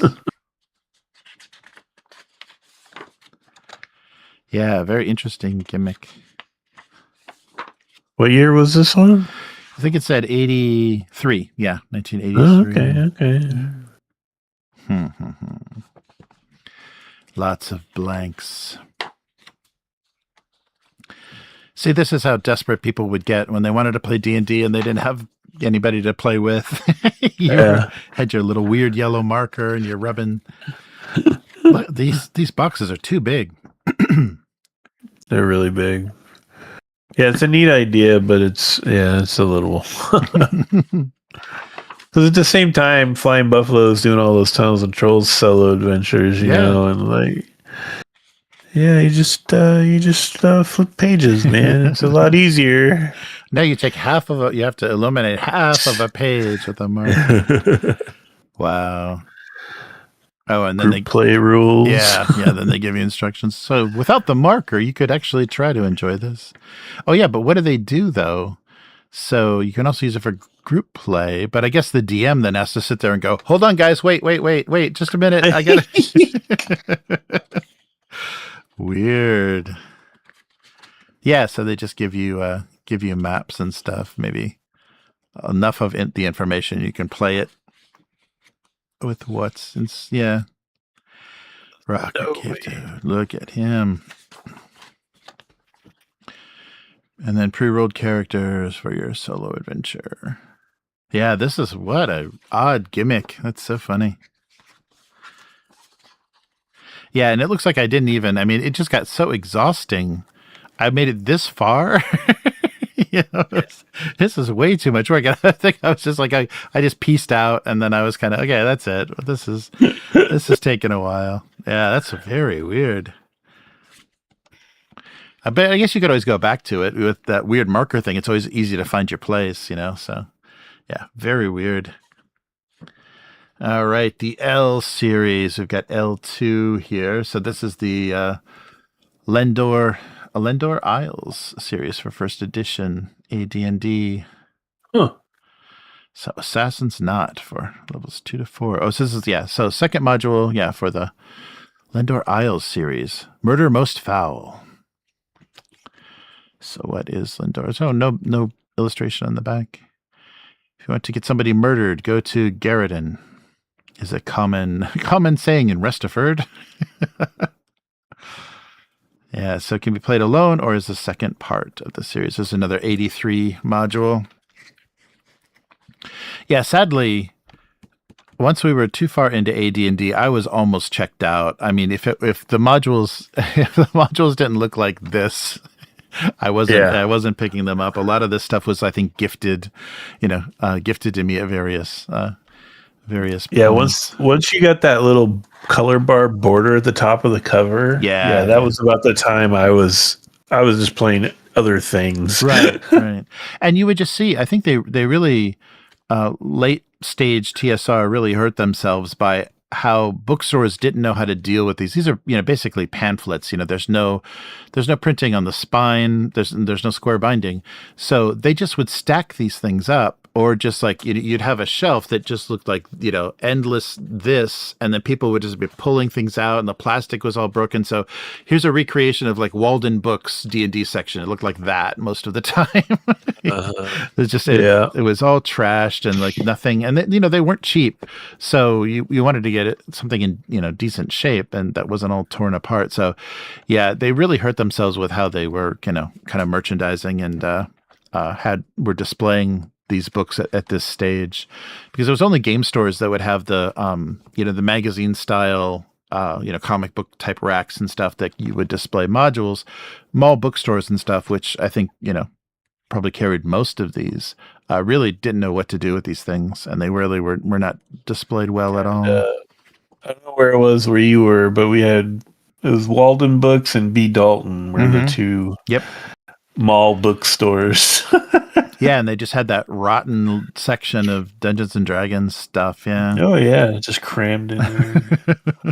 Yeah, because I think they published just so much stuff, but they didn't want to give them the shelf space. Those small bookstores, weren't selling enough, and they just kept jamming that stuff in there. And so and then you'd have you'd have this. And then you'd have stuff like stuck on top, they just like jam it in there to try to. And this stuff would get stolen all the time. Yes, I remember when I started dating my wife. She had a holiday job at a B Dalton's before the last one in town like shut down. And their magazine racks, they would tell them like, yeah, people are just going to steal these. They're lost leaders. Like, we really just have them to get people to come in. And Oh, wow. They accepted that people were just going to steal their magazines all the time. Wow. Yeah. Yeah. That's very funny. Nice. Well, here's a little bit of a map and then a town table. Still printed in blue, though, for some reason. And then a color wraparound map. This is interesting. Yeah, so this is... Oh, no, so it's another separate map. Yeah, they're kind of defeating the purpose of any of this. Yeah, I guess I want to keep with the same blue style, but I think once the blue gets this dark, yeah, it may photograph a little bit better. It may show up. Yeah, the photostatic might pick so it up. The town in Assassin's Knot is called Garrotten. Yes. As in, like, the strangled cord. Right. It's a rotten place to get strangled, basically, with a garrote. Yeah, so, so 2 to 5, and this is the second part. And this is, the Baron is dead. And there's the Assassin's Knot. Yeah, so the first one was L1 was Secret of Bone Hill. Oh yeah, I remember Secret of Bone Hill. Yeah, and this is all written by Leonard Lakofka. So yeah, Leonard Lakofka. Did we see that? Oh yeah, that's on the front. So I wonder if this is I'm sorry, I'm gonna look up. I have a picture of that cover in my brain right now. I want to look it up. Yep, it's the one with the it's so crazy wizard lady all in red, lightning bolting a skeleton. Oh yeah, right. Yeah, that's some good. Yeah, I know that cover as well. Yeah, so that was produced. So this is a later. I guess this is a later version. What year did we get on this one? 83. Yeah. Len Lakofka died in 2020. R.I.P. Oh, that's too bad. Yeah, so I wonder if this story and everything was specifically done for TSR. It seems like it would want, they'd want to do a book series or something if this was this developed. Garrotten. Nice. Yeah, the presentation, is already a little bit different too.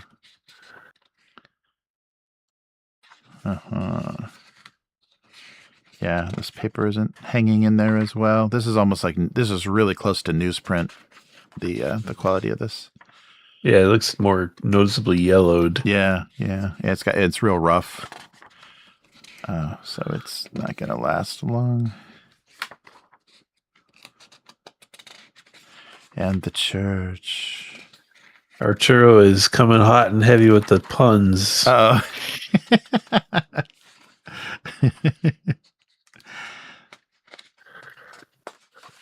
Interesting. Oh, Paige is here. Hey, Paige. Oh, nice. Yeah, I gotta do one of those cartoon streams one of these days. Oh yeah, man. What's up with me? Yeah, I'll figure it out.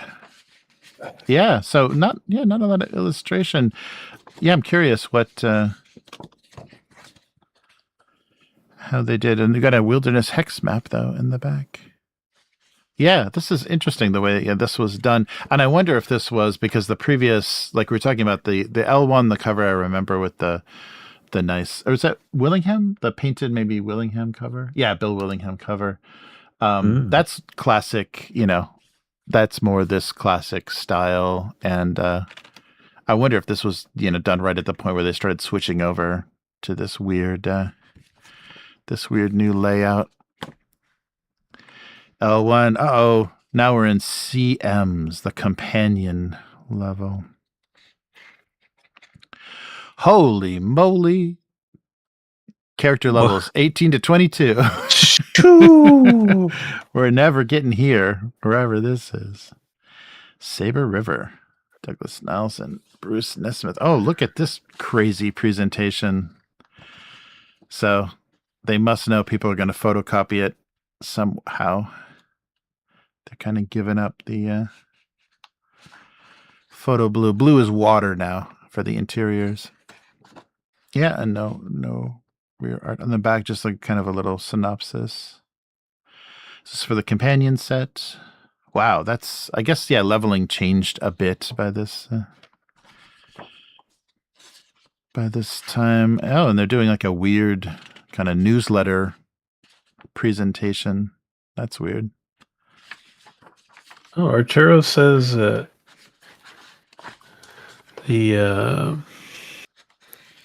Temple of Elemental Evil PC game is about to be re-released.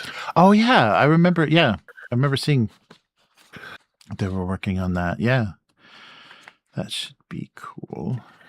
Is that like Baldur's Gate style? Or? No, it's more older, more gold box. I think those old gold box games. Okay. I don't know what they're doing though. They may be doing kind of a new.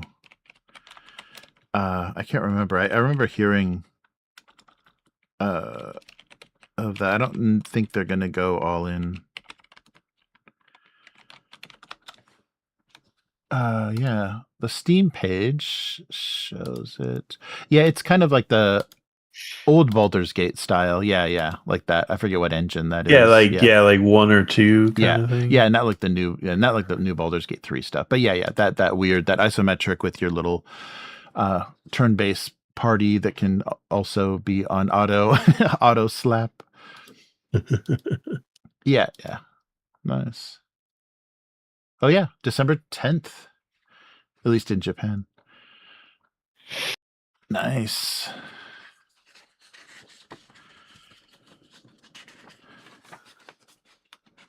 Have you ever seen those? I know there's one for Secret of Bone Hill, but I can't find it. But you ever seen what people have done? Taken these classic modules and they've edited the covers and made like parody covers. Yeah. I've seen. Like the one I can find right now is for U2, and they changed the name to Return to Fishfucker Island. Yes. Yeah, I've seen those. Oh wow, your pre-rolled characters have your little cutout with a illustration for everybody. This is fun. Wow, and a little backstory. Look at all that. Jeez, that's a lot of real estate they're losing in this book. Yeah, so you can cut them out. Yeah. Weird. Whoa.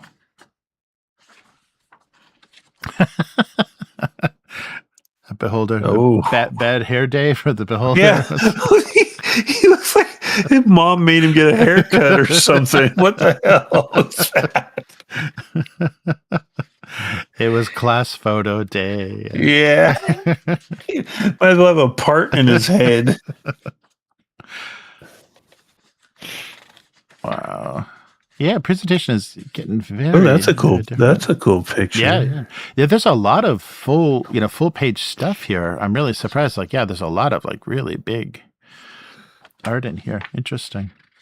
Yeah, those look like they'd be in like a Dragon magazine or something. That's cool. Yeah, full page stuff. So ending the adventure. Oh, this is interesting. Yeah, a little more advice. Oh, that's the slightly more modern. We're not devil worshippers TSR logo up there. Oh yeah, right. The proof of purchase. So you get some wilderness encounter tables. The one new monster. Oh, that's nice. The saber claw. I don't even remember that one. I don't think that made it into any of the yeah books. Yeah, interesting. All right. So Saber River. Oh, we get some more X's here, but these are the varnish on this cardboard is almost completely gone. These feel really, it's like very powdery. So they're kind of falling apart, kind of very rotten.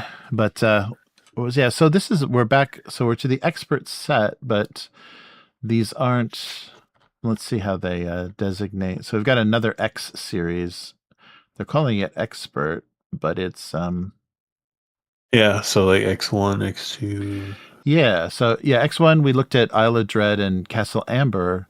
Yeah, so X3 is supposed to be the Curse of Xanathal, and then Curse 4. Oh yeah, so I guess Master of the Nomad says, I guess these are just the continuing. Oh yeah, so here we go. Oh, there it is. Yeah, there's X3. So X3 and X4, but these are the later Additions. productions. Yeah, 82. Yeah, 82 and 83. Yeah, so we've got X3 and X4. So yeah, we'll do X3 first. Just do them in order. So levels 5 through 7, and it's Douglas Niles. So it combines town and wilderness adventuring in an exciting series of 5 detective-type scenarios. Challenging adventure supplies. 8 pre-gen characters. 5 scenarios in that one little book, huh? Yikes. Yeah, wow. That's asking a lot. Oh, there we go. There's our map. Huh. So 5 to 7.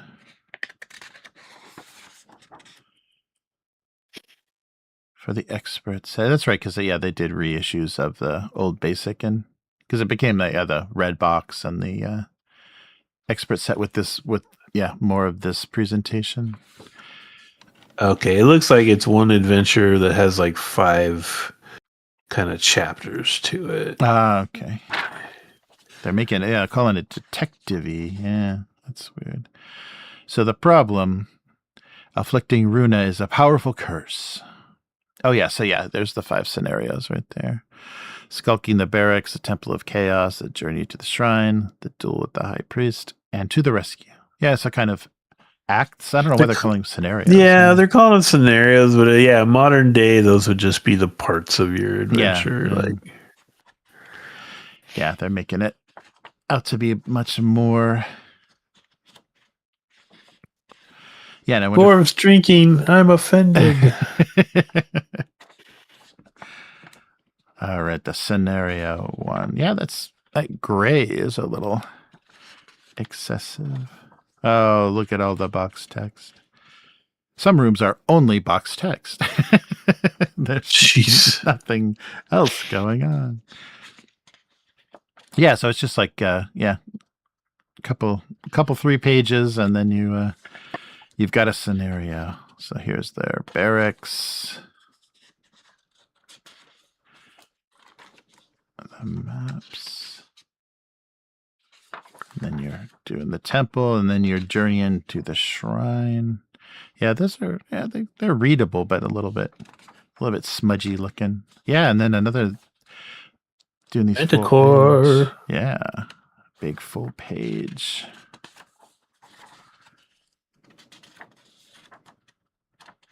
And then duel with the High Priest and to the rescue.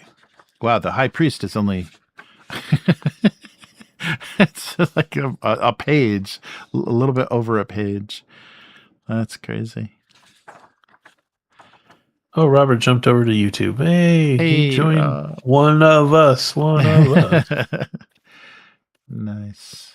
Yeah, good to see everyone. Yeah, sorry, I should bring up the chat where I can see everybody. Yeah, good to see you, Robert. And Paige was on YouTube. Hey, Paige, nice. Yeah, Paige does Twitch streaming. I haven't had much luck on Twitch.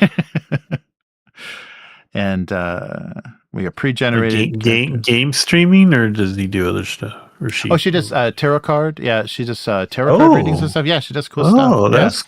Oh, I need to tell my wife about that. She would dig that. Yeah, Paige is cool. Oh, all right. So this is where the X's went. Can you do me a favor real quick? Sure. Mm-hmm. Can you hold one of those next to one of the old school ones? Oh, sure. If they'll fit under the camera. Yeah, sure. So I don't know why, but the smaller, like obviously the newer one, like X3, they made Dungeons and Dragons huge on the cover, but like it's just, I guess from what I grew up with, the format of the older ones just always caught my eye more for some reason. I don't know why. Yeah, I didn't like, and then when the logo started getting more and more complicated, by second edition and third edition, it was just Yeah. so insane. Um, the branding, I guess they were just so worried about people not not Yeah. knowing the Yeah. branding. Yeah, it was a bit much, and this thing too. Yeah, the dragon ampersand is Yeah. just That's become its own thing, pretty yeah, much. Yeah. yeah, very odd. You can buy expensive with a Beetle and Grimm crap with that logo on it. Yes. That's why they have to charge so much, because they have to pay licensing fees too. Yeah. Wow, this one is just disappearing. Yeah, it's just all crumbly, and it's not great. However they publish it. I mean, these are all existing for the same amount of time, maybe even a little bit less, under the same conditions, and some of them have just deteriorated. And this isn't wear from rubbing and being carried around a lot, because these just sat in a box. This is just a cheap finish on this cardstock. Yep. It's whatever, little oils were on it when it sat there for all that time. It just started eating it away. Yeah. So there's our evil Abbey. That's the evil Abbey. That is quite an anemic cave system. It's like, we got a little caves if you want to explore. Yeah, oof. Someday it'll be a great cave system after the water makes its way. All right, so this is 6 to 9 expert series. Yeah, and a wilderness module as well. They're warning us already. Yeah, that looks pretty wild. A wilderness module. The skeletal scorpion-tailed dude is an interesting thing. Yes, that is pretty disturbing. Yeah. Yeah, it's funny. So they went quite a while with this, because the X series goes up to X13, and then they did an X solo. There's another solo module. I wonder if that's requires another marker. Let's see. It doesn't look like it. Yeah, that was such a bad idea. So that one looks like it's more strictly once they did solos here at this stage. They gave up the marker idea. I don't think anybody wanted to scribble that many times on a page with a marker. The Great Waste. It says you have to stream for another 4 hours until he's done with work. Okay. I won't be around for that whole 4 hours. Just a heads up. Another 4 hours. More wilderness. Yeah, we got our hexes. Nice.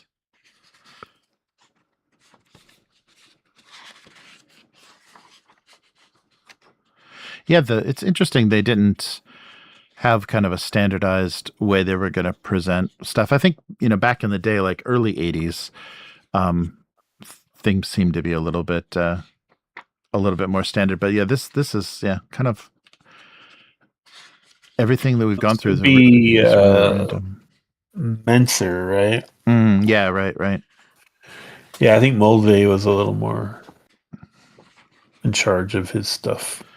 Yeah, it's very just whatever the layout guy is up for. That's what it's going to look like. Whatever experience with local newspapers he's had. Yeah.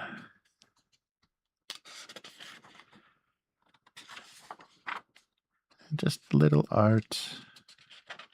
Of course, wait. This is an AD&D module, right? Yes. Oh no, it's expert. Okay, so it's not even. No, it's expert. It's expert. Okay. Yeah, never mind. Yeah, it's expert. Later expert.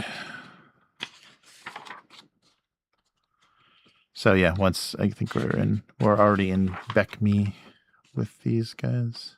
Oh, we're deep into Gary Gygax trying to figure out how to cut Dave Artisan out of everything. Right. Yeah, that's true.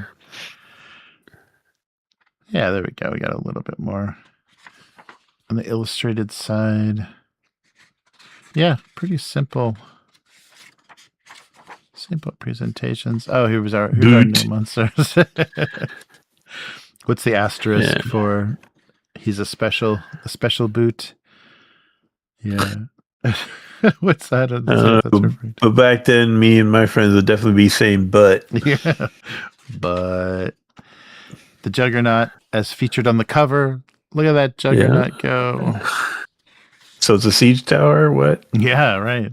A sentient siege tower. The Nagpa just looks like a Skeksis from Dark Crystal.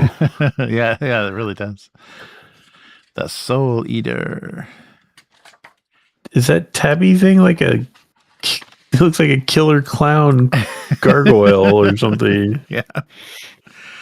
A small winged. I guess it's more like a flying monkey from the Wizard of Oz. Oh yeah. That silly expression. He doesn't have the hat. He's missing the hat and the vest.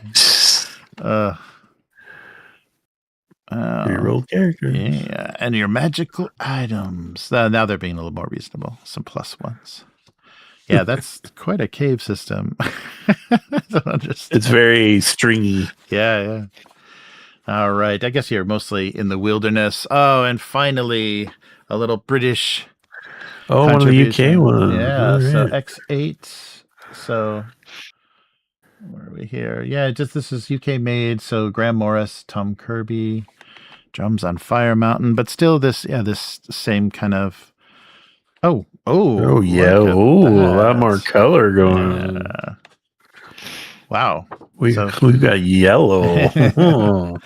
You got gatefold, spot yellow color. But yeah, they're doing that same color presentation. Not really that necessary, but I guess it helps. And if it's something you're going to show players and still nothing on the back.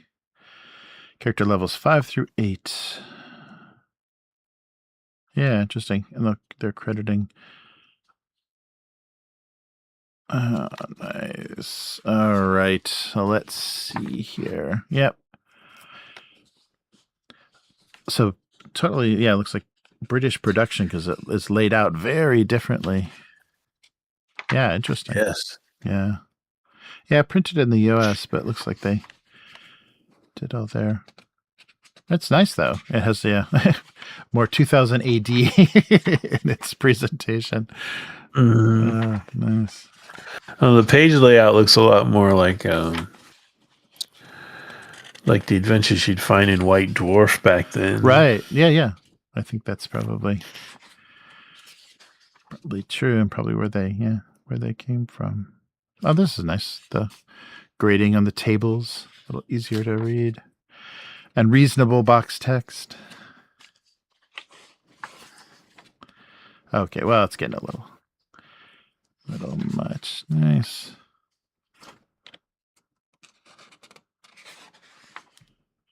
Oh, that's cool. And they've been giving you references to the maps for the encounters.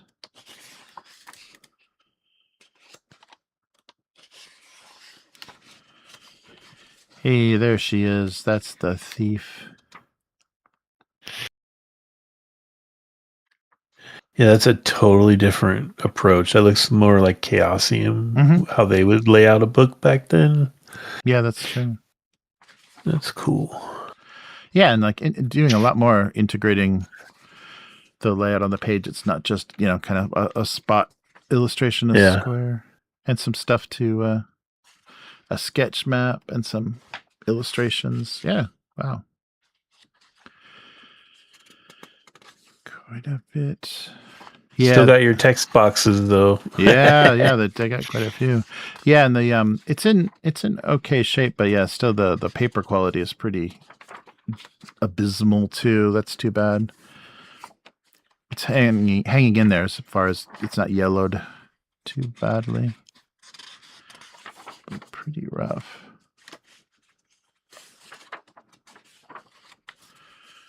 Wow, they just got to get the info in here. There's our new monsters, the Karakara. And the fundamental. What? It's an elemental, but it's fun, right? It is amongst the least powerful of the creatures inhabiting the elemental plane of existence. All fundamentals look like a pair of bat wings without a body. They're flying constantly and attack by colliding with their victim. Earth fundamentals are dull and solid-looking. Air fundamentals are almost transparent. Fire fundamentals are shrouded in flame. What? Okay. What? Nice. All right, there we go. What is that? Topi? Yes, an undead human or humanoid creature similar to a zombie. It's a chibi zombie. Yes, yeah. They are shrunk to only 2 feet tall before they are animated, giving them dark, wrinkled, leathery skin. So like a pygmy, like a zombie pygmy. Weird. Kalmuri shipbane. I wonder what the asterisk is. Or I guess it's just referring. No, that's weird.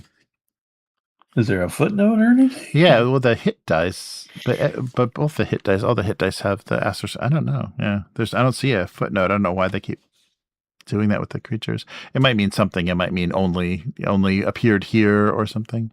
More undead. Encountered among packs of ghouls and can only be distinguished from ghouls by their inability to paralyze victims and their blood-curdling scream. I'm sure the ghouls love having this guy around. Just Shut up, Larry! We're trying to eat some people. So yeah, very different. Yeah, so this is 84 already. Yeah, so this is getting much later. I think I've already discovered girls by this point, so I don't think this module got a lot of use. Boy, it's in such good condition. Right. Wow. Yeah, so that was everything that I had on my stack of old that's pretty fun, man. Old modules. Yeah. And some of them are much loved and really took a beating. But yeah, fun stuff. Yeah, there's a lot of really great memories. I'm surprised how many things, and I guess because they were just trying to, you keep the game active at conventions, you make tournament modules, and, people see that that's going on. They see those events listed in the programs and stuff, and it just keeps, D&D on the map when the competition started to get, bigger and bigger. But yeah, I was surprised how many tournament modified or tournament made modules there were. And it's funny that Dragonbane is doing that same thing. Like they're releasing for the free RPG day and Gen Con and stuff, they're releasing tournament style modules. Bring that back, that old style. And my treasures, my precious. Yeah, that's crazy. Put those away somewhere safe, man. Yeah, it's crazy.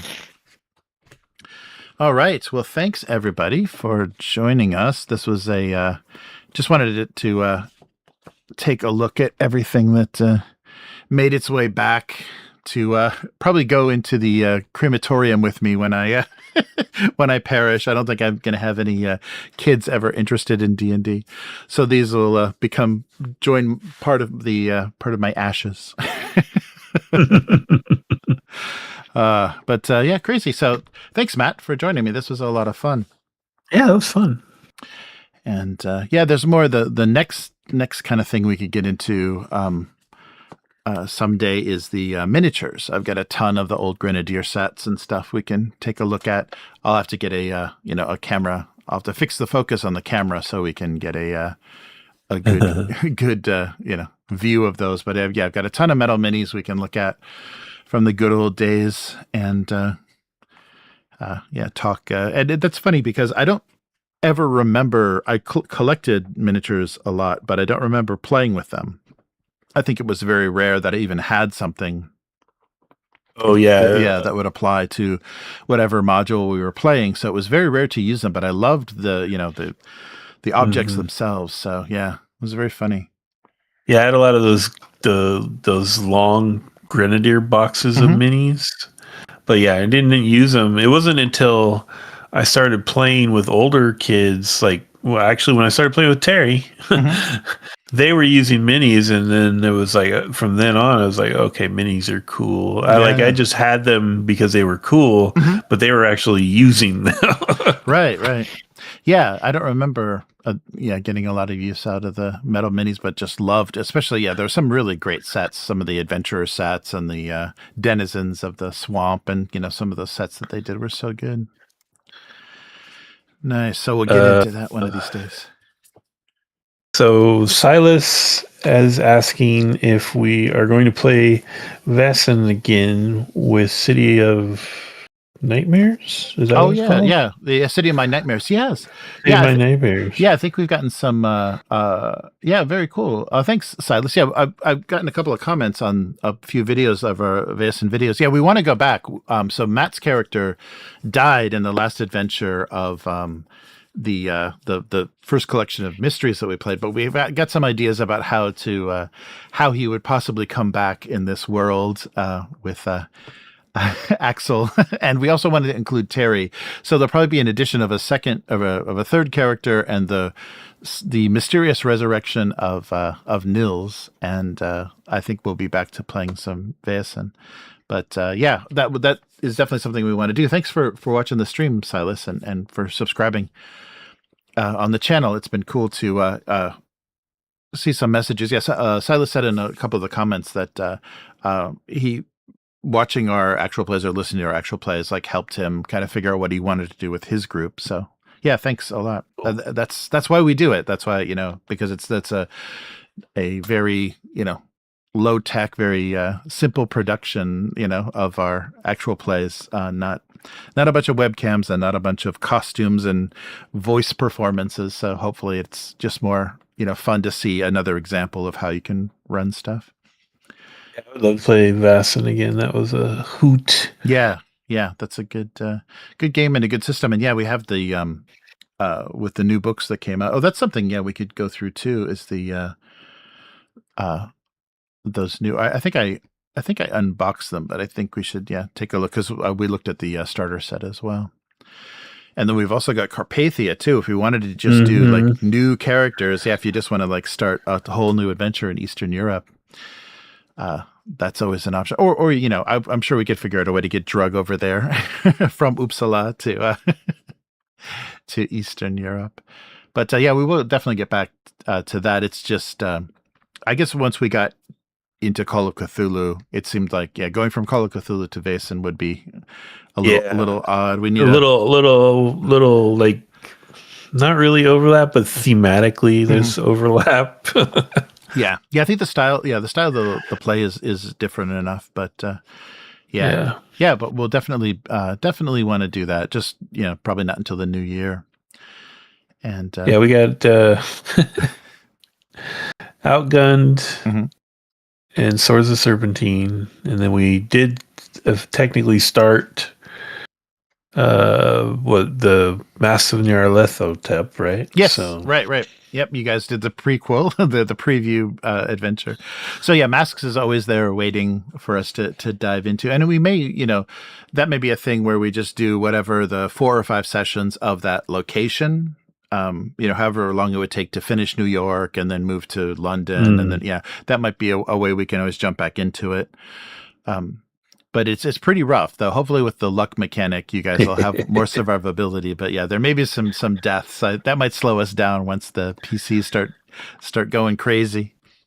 Yeah, that's the one thing about Vaesen is it's more like personal horror. It's not existential dread kind of stuff. Yeah, it's like you don't necessarily feel like your character is doomed the way you do with Cthulhu. But right.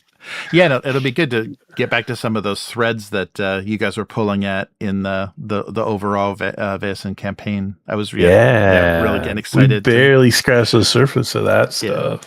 Yeah, and I want to see if the Stockholm adventure has stuff I can connect that into. That would be great. If there's some things that would work as dragging you deeper into that, because I think you go back to the foundations of the society in Stockholm, so it should be good. So maybe we need to set a goal like first quarter 2026 Vaesen in there somewhere. Yeah, that would be good. Yeah, because we're going to start. So after we finish Indie Heat, so the next thing we're looking at is finishing our third film, our third movie of Indie Heat for Outgunned, and then after that, Swords of the Serpentine. Or Swords of the Serpentine. okay, Yeah. good. So that'll probably take us through the end of the year into the beginning of next year. So yeah, but I'll get I'll have stuff ready, so we'll be able to jump in. Yeah, the good news is we have a lot of stuff loaded in the hopper ready to go. Yes, yeah, that's true. The bad news is people keep getting sick. Yeah. This is not a good season. Yeah, we're going to have some illness, I'm sure. But we'll get back to it. Yeah, thanks everybody for watching. I appreciate people hanging out. That's very good. Nice. Oh, cool. Rob had some really good comments in there. Yeah, he explained the asterisks. Ah, cool. Beck Me D&D, Amanda Creature has special abilities. Nice. That's cool. Yeah, there are a few of those. Well, cool, man. Very cool. All right. Yeah, thanks, Matt. And so we'll hopefully. So when is our next date? We'll be back tomorrow for the weekly. Mm-hmm. And I don't know what Friday was off the table because of Terry, but right. I mean, we could do something else. Yeah. So let's we'll talk that over and see if there's anything. See how Will's doing. If Will's up for it. Big old baby. I literally played board games with him yesterday. Oh man. Yeah, but maybe just worried about getting sick again because that was a long illness. That must have not been fun. You a second group? Well, I don't know. Well, Abyss. If we can find like a one shot or something, you're certainly welcome to play with us. Oh yeah, for sure. Yeah, there's some fun stuff that I'd like to bring to the table. Like I've got Death in Space would be fun. Slay Industries, if you want to do some weird kind of almost like Mutant Chronicles type stuff. I've got the Nibiru,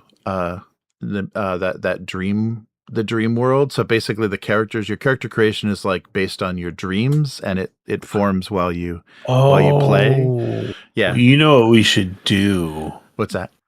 Actually, if Will's around, he'd be really good for this. The night one, the Arthurian one from the Oddworld guy. Oh yeah, the Mythic Bastion Land. Yeah, we should do that sometime. Okay, yeah, that'd be fun. Yeah, that shouldn't. I'll take a look at it. It shouldn't be that hard to do. I don't know if there's any pre-made sheets and stuff for it, but we should be able to put it together pretty easy. Nice. Yeah, Mythic Bastion Land would be fun. Yeah, because I think Foundry has Electric Bastion Land and Into the Odd already set up. I'm not sure about Mythic, but the artwork for Mythic is so beautiful. We'd definitely want to include some of that. They did the illustrator. Yeah, illustrator. That might require more setup. Yeah. Someday though, it should be on the list. Yes. Yeah, definitely. No, that's a good idea though. That's a good one. A good one to have available. Cool. Oh, and I was looking at we'll talk about this on the weekly, but because the VTTs are going free, there'll be some other options for us with some of the other systems and stuff now. I don't know. I'm not sure how I feel about Fantasy Grounds. It looks a little bit more, it's been involved, and it's just like changing some of the frames and stuff. It does have a very cool 3D dice roller though. Basically you have the whole line of 3D dice at the bottom of the screen. You can just flip them up onto the desktop. So the dice roller in Fantasy Grounds is pretty cool. But I don't know if I'm already so bad at switching between Roll20 and Alchemy. I can't imagine throwing one more in there. I'd learn a new one. Yeah. Yeah, Clarion's brought up Cyworld too. We still haven't. Oh yeah. Yes, Cyworld. There's some more great Jeff D art. Yes. Oh yeah, that's right. Yeah, right over there on the shelf. Yeah, that's one of the ones. The box didn't survive, but I still have the cover. I just cut the cover off of the box for World. But I wonder if supposedly, anybody has done FGU stuff for Foundry. maybe. Yeah. There's a huge amount of just kind of third party hobbyist stuff, so I can take a look. But yeah, World. That's right. I brought that back. It's been a year. I've had that back. I meant to last holiday time. I wanted to start looking at that stuff, but it didn't happen. But cool. Yeah. We should. We'll talk schedules and new games, and yeah, get some groups play in here.